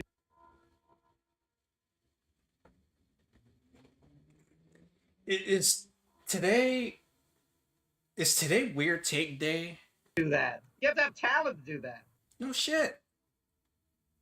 You don't need talent anymore. You could be the most talentless person, which a lot of these haters on the internet are, and do and get that done.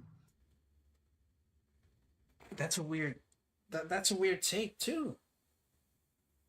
You know, there's no proportion, you know, with haters and talent, or people that don't like you and their talent level. There are a bunch of funny motherfuckers that hate other people. And there are funny skits involving people that hate each other. The Play a Hater's Ball is just full of funny motherfuckers just roasting each other. And you're a connoisseur. You're a perceived, an alleged connoisseur of comedy, Kevin. You of all people should know how this shit works. Like this is just it's a it's a pedestrian take. It's an amateurish take. It's very surface level to say, oh, they have no talent, they're nerd. You know, it's like the whole you live in your mother's basement. You know, that kind of thing. So I've been doing it. I'm still just playing around with it, but I think probably in a few days, maybe give me a couple of weeks. You know what? I eagerly await the Kev GPT arc. I want to see what Kevin puts out there. It cannot be worse than the things he's done to children. Oops. I'll be a genius at it. Do it for all my friends and everything, and make it nice, you know. So that's the Chat GBT story. I've had a pretty exciting. You came from New York, and she gave me this wonderful pin. You know, I wear pins all the time, and this is a different pin of the Flintstones. When my car isn't working, it works like that. It'd be faster just to dig a hole in the floorboard and just run. Yeah. This is from Forrest Gump, the Forrest Gump, Bubba Gump trip at in Times Square, and this is cool. You know, if you know anything about Forrest Gump, life is like a box of chocolates, and this is one of that. Oh God. But this is what's kind of neat about it, and this is the fourth in the car isn't work, and you came from New York, and she gave me this wonderful pin. You know, I wear pins all the time, and this is a different pin of the Flintstones. When my car isn't working, it works like that. It'd be faster just to dig a hole in when my car doesn't work, I do this. This is from Forrest Gump, the Forrest Gump, Bubba Gump trip at Times Square, and the Forrest Gump, Bubba Gump trip at Times Square, and this is cool. You know, if you know anything about Forrest Gump, life is like a box of chocolates, and this is one of that. But this is what's kind of neat about it. If I could show this, I don't know if I can show this. Does it open? Does it open? You can see the chocolates. It opens. Hey. It's not a very practical pin because once you open it, you run the risk of it falling off. Well, there, I think it fell off. No, but it's a nice pin. Thank you so much. Thanks for taking good care of me, Mary. And let's see. Also, I got a haircut, and I had a coupon, and a new barbershop opened close by, and I used the coupon and got this haircut. And I think I'm going to join the Navy. No. You look at yourself as you get older. In my case, you get grayer each time, especially when you get your hair cut. When it's long, you might see a lot of black in it. It would be funny if you got your hair really thin. Oh, well, that doesn't matter what color your hair is. I knew a guy who shaved his head. I know a guy who shaved his head. You know what I said to him? I said, "That's my favorite hair color." He goes, "What? What do you mean?" I said, "Neat." By the way, speaking of shave your head, did you hear that they're retiring? I guess Procter & Gamble is retiring Mr. Clean. Oh, I didn't know that. Yeah, and he's been around since 1958. I mean, is he retiring because of old age or something? That's sexist. That's ageism. And he's a good looking guy. You know, bald head, earring, white T-shirt. They should, what they should do is get like Vin Diesel, get him in a white shirt. He'd be perfect, Mr. Clean. Yeah. Now, well, let me tell you.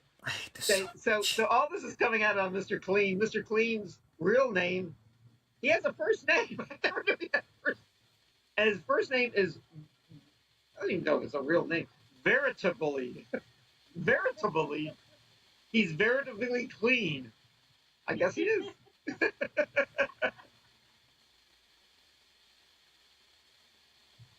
I remember driving down the street once, and there was some guy leaning against a lamp of a bald-headed guy with a T-shirt on and earring. Said, "Hey Kevin, you ever wanted to meet Mr. Clean? Get his autograph." Oh gosh. Going up to him and ask him, "Can I have your autograph?"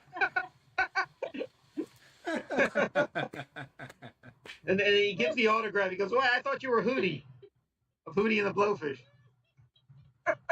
You're Mr. Clean. So anyway, and I thought you were Vin Diesel. No, anyway, so I That's not so nice. anyway, I got this haircut, and that worked out great. Kevin would never I'm have a trying girlfriend. to, with the gray hair and Maray the short Elizabeth's too haircut, old. I'm trying to get the, I don't know, the Joe DiMaggio look, the old Joe DiMaggio, the old Cary Grant look, or the old Yves Montand look. So trying to get a distinguished look. In fact, a guy at the folk festival last year, some guy hadn't seen me in like 20 years, and he goes, he used to think I dyed my hair. I never dyed my hair, but now that he hadn't seen me in like 20 years, it was all this gray. And he goes, "You look." He thought he dyed his hair, but then he saw Kevin all bloated up this year, and he thought he just died. More distinguished than you used to be. So, thank you. Distinguished, another way of saying old. Yeah. So anyway, this is what I want to tell everybody, and this is very important. Do we have any time? I feel like David Letterman. Do we have any time? Okay, I go get an oil change. Okay, I'm not going to tell you where it was, but it's a famous place that does oil changes, a national brand, and they had a coupon No one cares. for $26. I got it in the mail, and there were two. And I got the oil change. The oil change was over $100, so I got. It was a good oil change. I have to admit that, but they didn't take my coupon. Listen to this, because there were two of them on the address is West Broad Street. There were two of them, and I went to the other one, and they said, "We can't honor this. This is a." We can't honor this. This is you know, I guess insert Jew humor here. I don't know if Toxique would take kindly to that, though, so I'm not gonna finish that joke. This is for the other place. So I was mad. I was, I can, not that, I don't like leaving $26 on the table. Yeah. I tried to take advantage of these things. I wouldn't have gone to this I don't like leaving $26 on the table. I'd like to take it. place if I didn't have the coupon. And they already did this. I mean, I can't give the oil back. So here, empty out the oil and give me my old oil back. So about a week later, they give me. I can't give the oil back. Here, empty out the oil and give me my old oil back. So about a week later, they sent me something in the mail, and they said, not in the mail, in the email, and they said, give us a 4-star review and everything. So I said, listen, everything was fine except for that not honoring the coupon, and I kind of hinted that this is the last time I'm going to this place, okay?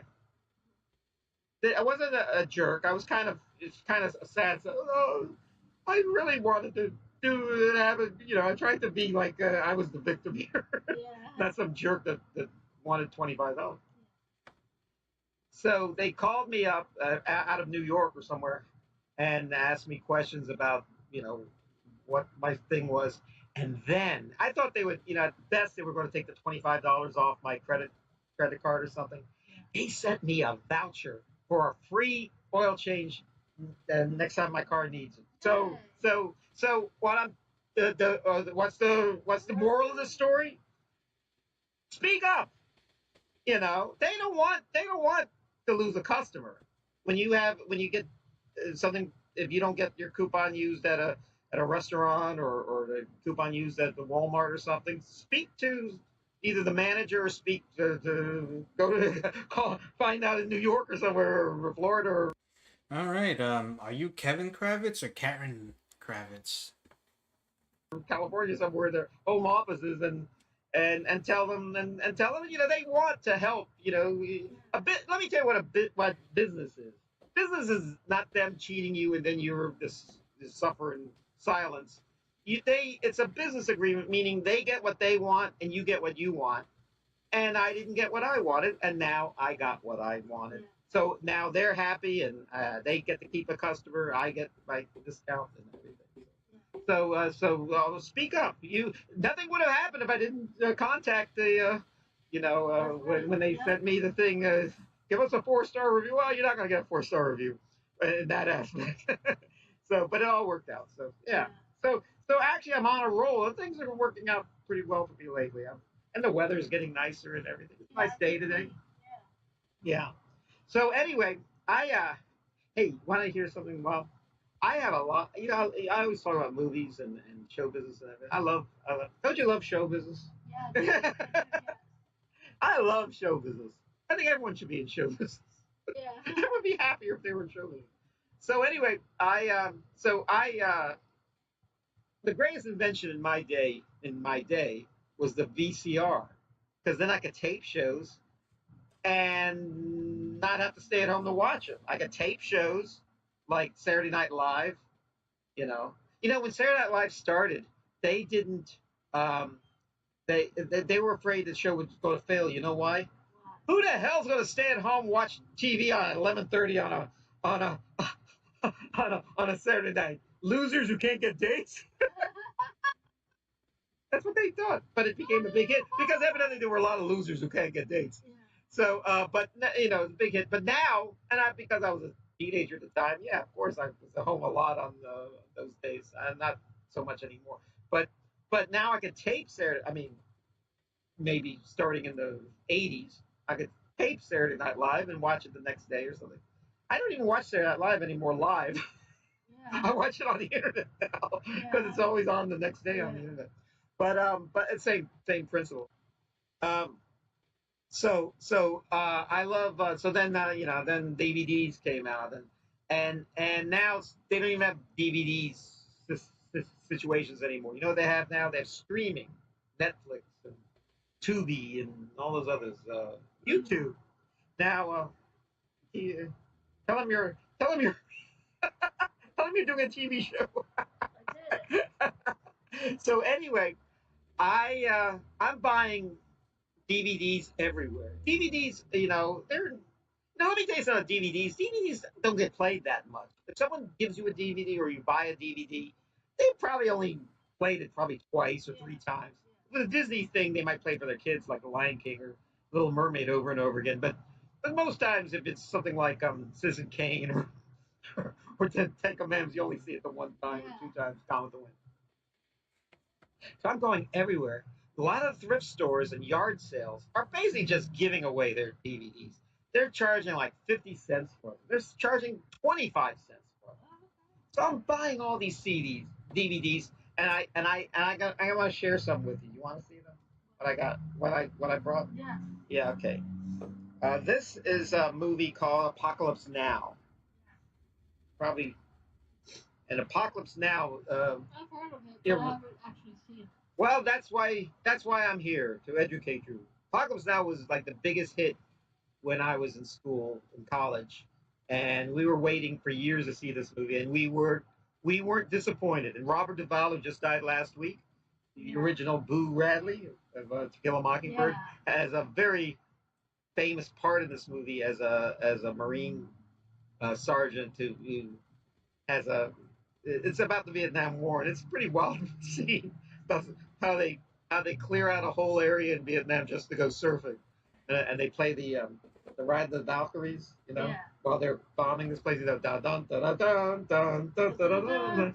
And of course Marlon Brando. It's actually a remake, not a remake, but a reworking of A Heart of Darkness by Joseph Conrad, written. That's where Coppola made it. You can tell by his cast is Martin Sheen, who I've met a couple of times. Very nice. Dennis Hopper is in it. Marlon Brando, of course, is the villain in it. He comes in late in the film. Lawrence Fishburne's in it. Harrison Ford is in it. Made it. You can tell by this cast as Martin Sheen, who I've met a couple of times. Very nice. Dennis Hopper is in it. Marlon Brando, of course, is the villain in it. He comes in late in the film. Very nice. Dennis Hopper is in it. Marlon Brando made it. You can tell by this cast as Martin Sheen, who I've met a couple of times. Very nice. Dennis Hopper is in it. Marlon Brando, of course, is the villain in it. He comes in late in the film. Lawrence Fishburne's in it. Harrison Ford is in it. A lot of people are in this movie, yeah. And it didn't win. I think it won a few technical Oscars. No acting or Best Picture. I think there was a movie called The Deer Hunter, which the year before won Best Picture. So they couldn't really give it Best Picture. Another Vietnam film, but that's the Apocalypse Now. This is actually the original version is about 2 hours and 20 minutes long. They added probably another 45 minutes to this, and it's a different version of. I mean, there's a lot. The original stuff is still there, but there's more to it, more scenes to kind of flesh it out. Because I think originally they had like a 5 or 6 hour movie, and they cut it down to close to 2.5 hours. This is about a little more than 3 hours. So this is what they call the director's cut or something. So check that out. And you know the Coen brothers. They won a lot of awards for Fargo and No Country for Old Men. They still sometimes you see them. This is a movie you probably don't know too much about. It's called A Serious Man, and it's the most Jewish movie probably made in the last 30 years. It's about it's based on the Book of Job. It takes place in the 1960s. It's a fiction. It's more of a comedy, and it's about this guy, this professor in Minnesota in the 1960s, who's having a hard time. His wife is leaving him. He's Hold on. I forgot how to fuck with the zooming on this. It's been a while.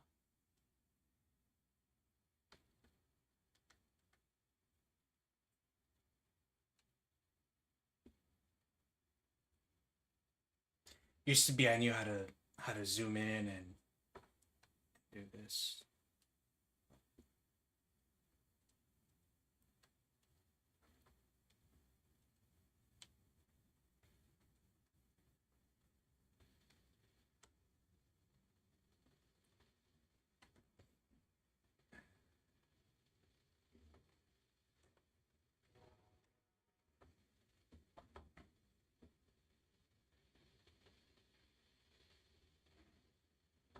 Was it shift?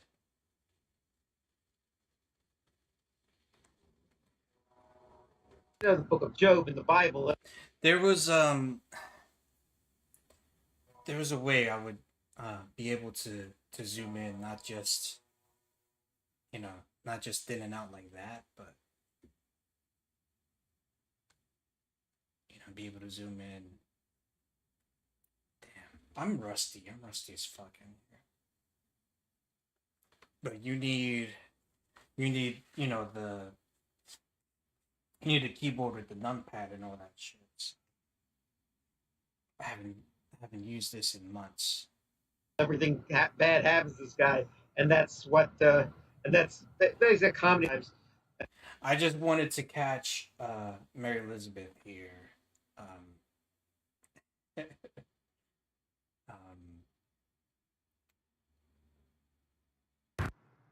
Shit.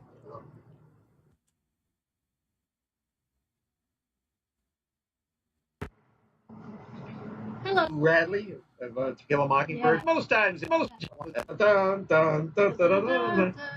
Made it. Very nice. Made it. You could.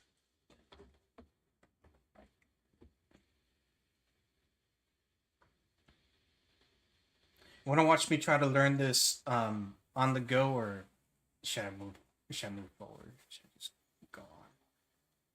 I think I'll try for a little bit.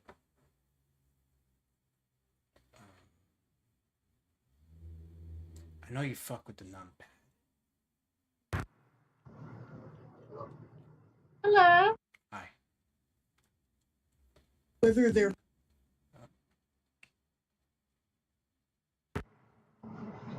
Hello, and welcome back to Maray Elizazar Jackson's Friday Hour. This is part 2. Yes. Let's do it. Let's and we're still here at Bird Bird National Park. Yes. The fountain is here. Yeah. Yeah.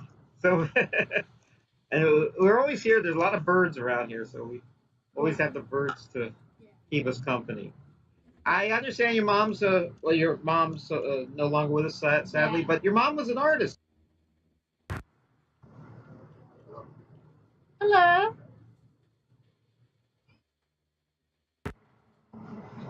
Hello, and welcome. Called Apocalypse Now.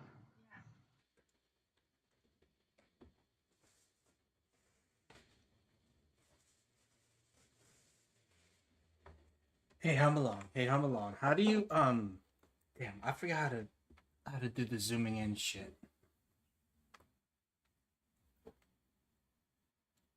Probably an Apocalypse Now. I've heard of it, Yeah, but I haven't actually seen it. Well, that's why I'm here to educate you. Apocalypse Now was like the biggest hit That's why I'm when here I to was in educate school you. in college, and we were waiting for years to see this movie, and we weren't disappointed. And Robert Duvall, who just died last week, the original Boo Radley of To Kill a Mockingbird, has a very famous part in this movie as a Marine sergeant who has a. It's about the Vietnam War, and it's pretty wild to see how they how they clear out a whole area in Vietnam just to go surfing, and they play the Ride of the Valkyries, while they're bombing this place. Dun, dun, dun, dun, dun, dun, dun, dun, dun. And of course, Marlon Brando. It's actually a remake, not a remake, but a reworking of A Heart of Darkness by Joseph Conrad, written about 150 years ago. So, and it was a big hit in its day. Francis Ford Coppola made it. You can tell by this cast as Martin Sheen, who I've met a couple of times. Very nice. Dennis Hopper is in it. Marlon Brando, of course, is the villain in it. He comes in late in the film. Uh, Lawrence Fishburne's in it. Harrison Ford is in it. A lot of people are in this movie, yeah. And it didn't win. I think it won a few technical Oscars. No acting or Best Picture. I think there was a movie called The Deer Hunter, which the year before won Best Picture. So they couldn't really give it Best Picture. Another Vietnam film, but that's the Apocalypse Now. This is actually the original version is about 2 hours and 20 minutes long. They added probably another 45 minutes to this, and it's a different version of. I mean, there's a lot. The original stuff is still there, but there's more to it, more scenes to kind of flesh it out. Because I think originally they had like a 5 or 6 hour movie, and they cut it down to close to 2.5 hours. This is about a little more than 3 hours. So this is what they call the director's cut or something. So check that out. Now the Coen brothers. They won a lot of awards for Fargo and No Country for Old Men. They still sometimes you see them. This is a movie you probably don't know too much about. It's called A Serious Man, and it's the most Jewish movie probably made in the last 30 years. It's based on the book of Job. It takes place in the 1960s. It's a fiction. It's more of a comedy, and it's about this guy, this professor in Minnesota in the 1960s, having a hard time. His wife is leaving him. He might lose his job as a math professor. All his neighbors and friends are just, it's the book of Job in the Bible. Everything bad happens to this guy, and that's there's a comedy done by the Coen brothers. The actor in it was a theater actor that really nobody ever heard of. His name was Michael Stuhlbarg, and since then you see him in a lot of stuff. You see him in Boardwalk Empire. He plays he plays Arnold Rothstein, the guy who fixed the World Series. He's also in Lincoln. He played Edward G. Robinson in the movie about Dalton Trumbo. Speaking of Lincoln, I tried out for that movie. I did too. I didn't get in. I didn't get in there either. Lincoln was made in Richmond by Steven Spielberg, won an Oscar for Daniel Day-Lewis. If he would have put me in that movie, Steven Spielberg would have finally made a good movie. Yeah, I know. Finally, after all this time, he finally would have made a good movie, Steven Spielberg. I was really disappointed. Yeah, well, that's show business. I mean, you're going to get turned down for more things than they'll accept. But then they accept you. Then that's Magnum, that actor Tom Selleck. He said he was turned down for everything, and then he did Magnum PI, and then everyone wanted him. He says, "I can't be in everything now. I wish you would have been offered me stuff before I was Magnum because I had plenty of time to do it." So anyway, but Michael Stuhlbarg was. I noticed him on a film set once, and he looked so familiar. I didn't know who he. I mean, I didn't know immediately who he was, and then I realized they said, "Michael, come over here," and then I said, "Oh, that's Michael Stuhlbarg." And he was in the movie, the TV series Toxique, which you appeared in and I appeared in, and all my scenes are with Michael Stuhlbarg, and I never got a chance to talk to him until the last day, and it's really funny what I said to him. He played Arnold Rothstein from in a show I just told you about where he played the guy who. I said to him when he said, "Michael, you're through.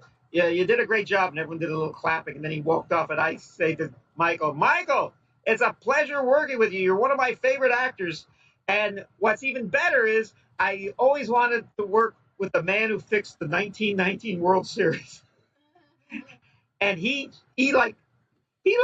smiled and did a little dance, and he said, "You remember that movie?" Yeah. So he tends to play a lot of white collar villains. He plays like I do in shows. He played William Sackler, the guy who runs the Purdue company, who I think still runs it, and he's which promoted OxyContin, which is a dangerous medicine, hillbilly heroin. That's what Toxique was. I think still runs it, and he's which promoted OxyContin, which is a dangerous medicine, hillbilly heroin. That's what Toxique was all about. Michael Keaton was actually the real star of the show. Rosie, what's her name? Michelle Rodriguez is in it too. Yeah, another movie. So check out A Serious Man. It's a less heralded film by the Coen brothers. Brian De Palma. Believe it or not, Brian De Palma's still making movies. He's like 85 years old. And this is a film he made in Bulgaria. And it's called The Black Dahlia.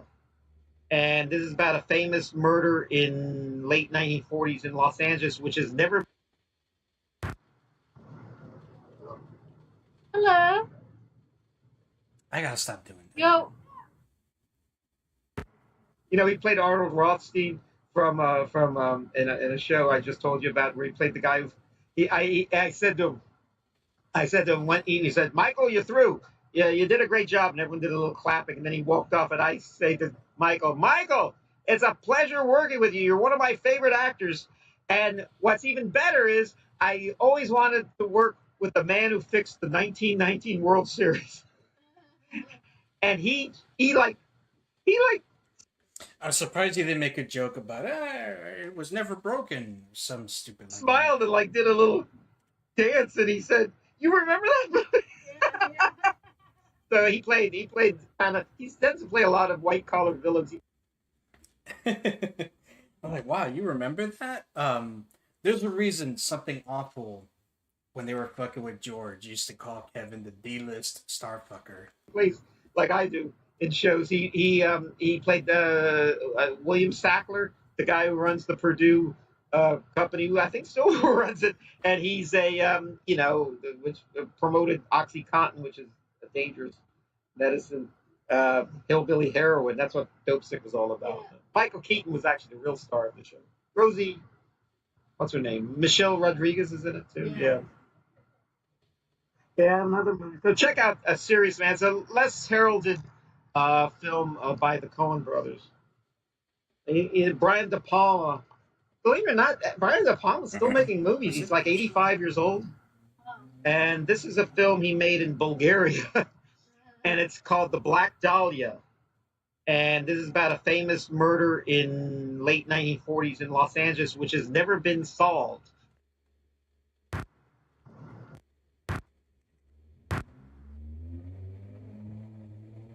Whether they're homosexual or whether they're like literally, and don't know how to act, and are. Hello, and welcome back to Maray Elizazar Jackson. Probably, I think, if you want to believe in the afterlife, I think heaven is for everybody. And he commits suicide. because he's in the film. Annabella Sciorra, or something like that. And then he commits suicide because he's so despondent. And then you see him in heaven, and or no, they or something like that. Someone winds up in hell because suicides don't go to heaven. I mean, according to this movie, you probably heard that story. And I mean, a lot of belief. I think if you want to believe in the afterlife, I think heaven is for everybody. I don't think. In fact, people who commit suicide probably are really suffering inside and probably need an end to their pain. But anyway, the special effects are great in heaven. His wife is a painter, so he walks around in this landscape, just like we were talking, with all this paint everywhere, and he's walking. And there's rivers, and there's it got actually, as bad a movie as they claim this is. It still won the Oscar for best special effects in a movie, and it's really something else. And the title "What Dreams May Come" is means that it's a line from Hamlet. It's from "To Be or Not to Be," which is a famous, speech about should I live or should I not? Yeah. So Werner Herzog, the director, has a small part in it. Cuba Gooding is in it. Who else is in this movie? Max von Sydow, I think, is in it. So check this movie out. It's called "What Dreams May Come." Now, I before I put this out there, I said there was a common thread to all these movies. I'll show them again. You know what the common thread is? Yeah. They're all good movies. They're all good by good directors and good actors and everything, good stories. The funny thing is, I've been buying so many DVDs lately. I forgot I actually had these at home. And you go through your DVD collection, and we're talking maybe at this point dozens, maybe hundreds of DVDs I had for 25, 50 cents, dollar each. And these four were copies. I already had these already. So you're buying too much stuff when you start buying them a second time, and you don't even realize you had them the first time. So I'm just recommending these movies. Is there any movies you've seen lately that you would recommend? No. Muriel's Wedding. Muriel's Wedding. Yeah. Oh, with Toni Collette. Yeah, Yeah. that's a very good. It's an Australian movie. Yeah. It's a good movie. Yeah, I remember seeing that. That was a big hit in its day. Yeah. And you ever seen a movie called Song Sung Blue? Yes. I love that movie. It's a good movie.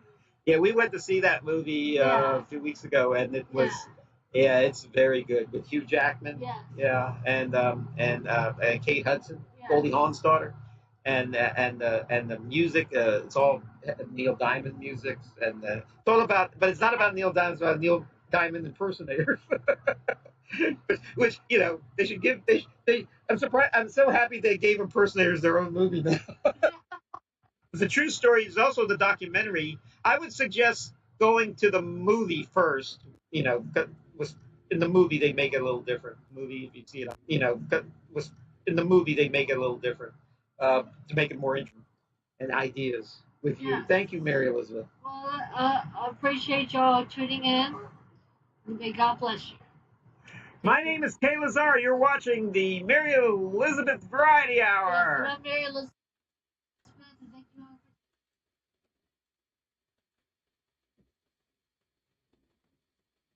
all for... May God bless you. My name is Kay Lazar. You're watching the Mary Elizabeth Variety Hour. All right, that's enough of that.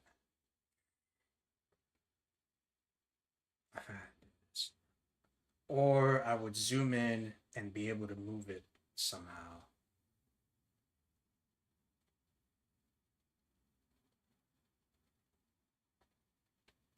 I just forgot how.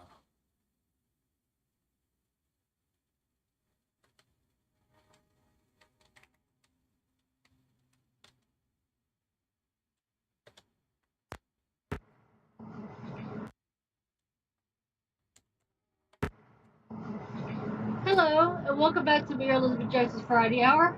This is part 2. Yes. Let's do it. And we're still here at Bird National Park. Yes. The fountain is here. Yeah. Yeah. So, and we're always here. There's a lot of birds around here, so we always have the birds to keep us company. Paint that you do. Picasso. You look at yourself. So I thought you'd be perfect, Mr. Clean. Yeah. Now, let me tell you. So all this is coming out on.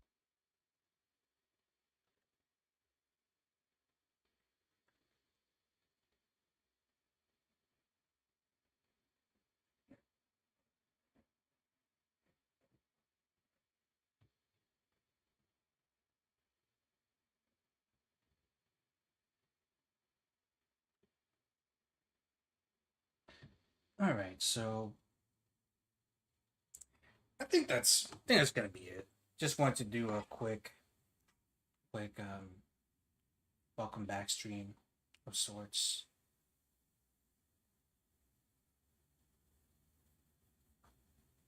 Let me go full screen before I bail. You know what? Let me get the big bag out here. Give me a minute. A little quality time with Shadow before we leave. BRB.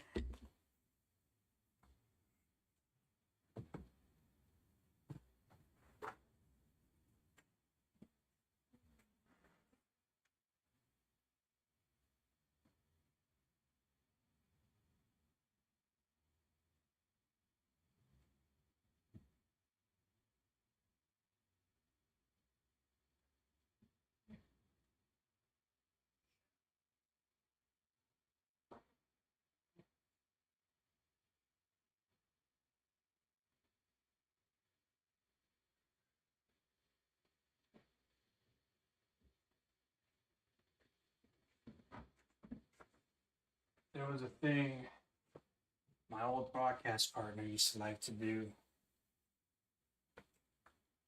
He used to ask his little kid, "Hey, do you wanna say hi to the people?" And Junior would be like, "Hi."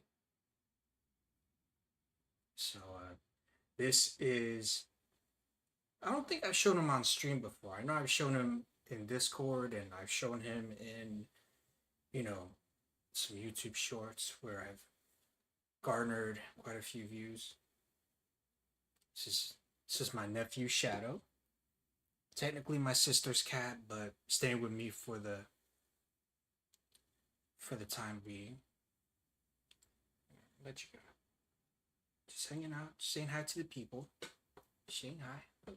It's you. Say hi.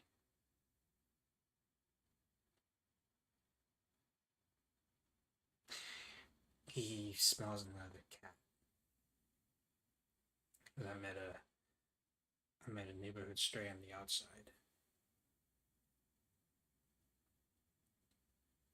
I think it was a dude, and he warmed up to me. So Shadow's like, who's this? Why do you have another sound? Sorry, big back. I make friends. They don't call me the light brown recluse because I stay in the house.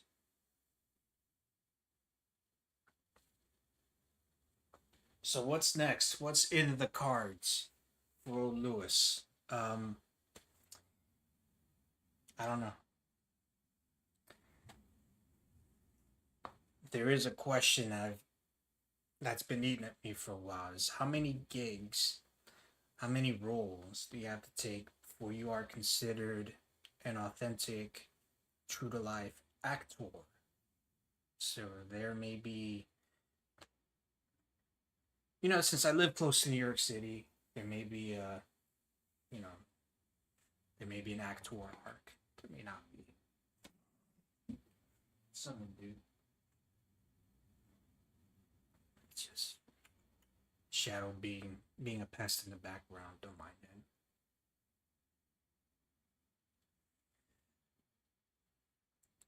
I guess we'll see. I haven't even told them about this channel. I don't know what they'll think if they see me fucking with George. I don't know. Anyway, I will be back at some point. Maybe for the 100th episode of the Mary Elizabeth Variety Hour. Maybe for the resolution of the Toxique / Goon drama. Maybe for something else. Maybe George will die. Maybe George will get picked up by UPN. Who knows? But thank you for tuning in. Damn it, Shadow. Thank you for tuning in. I'll see you next time. Take it easy, everybody.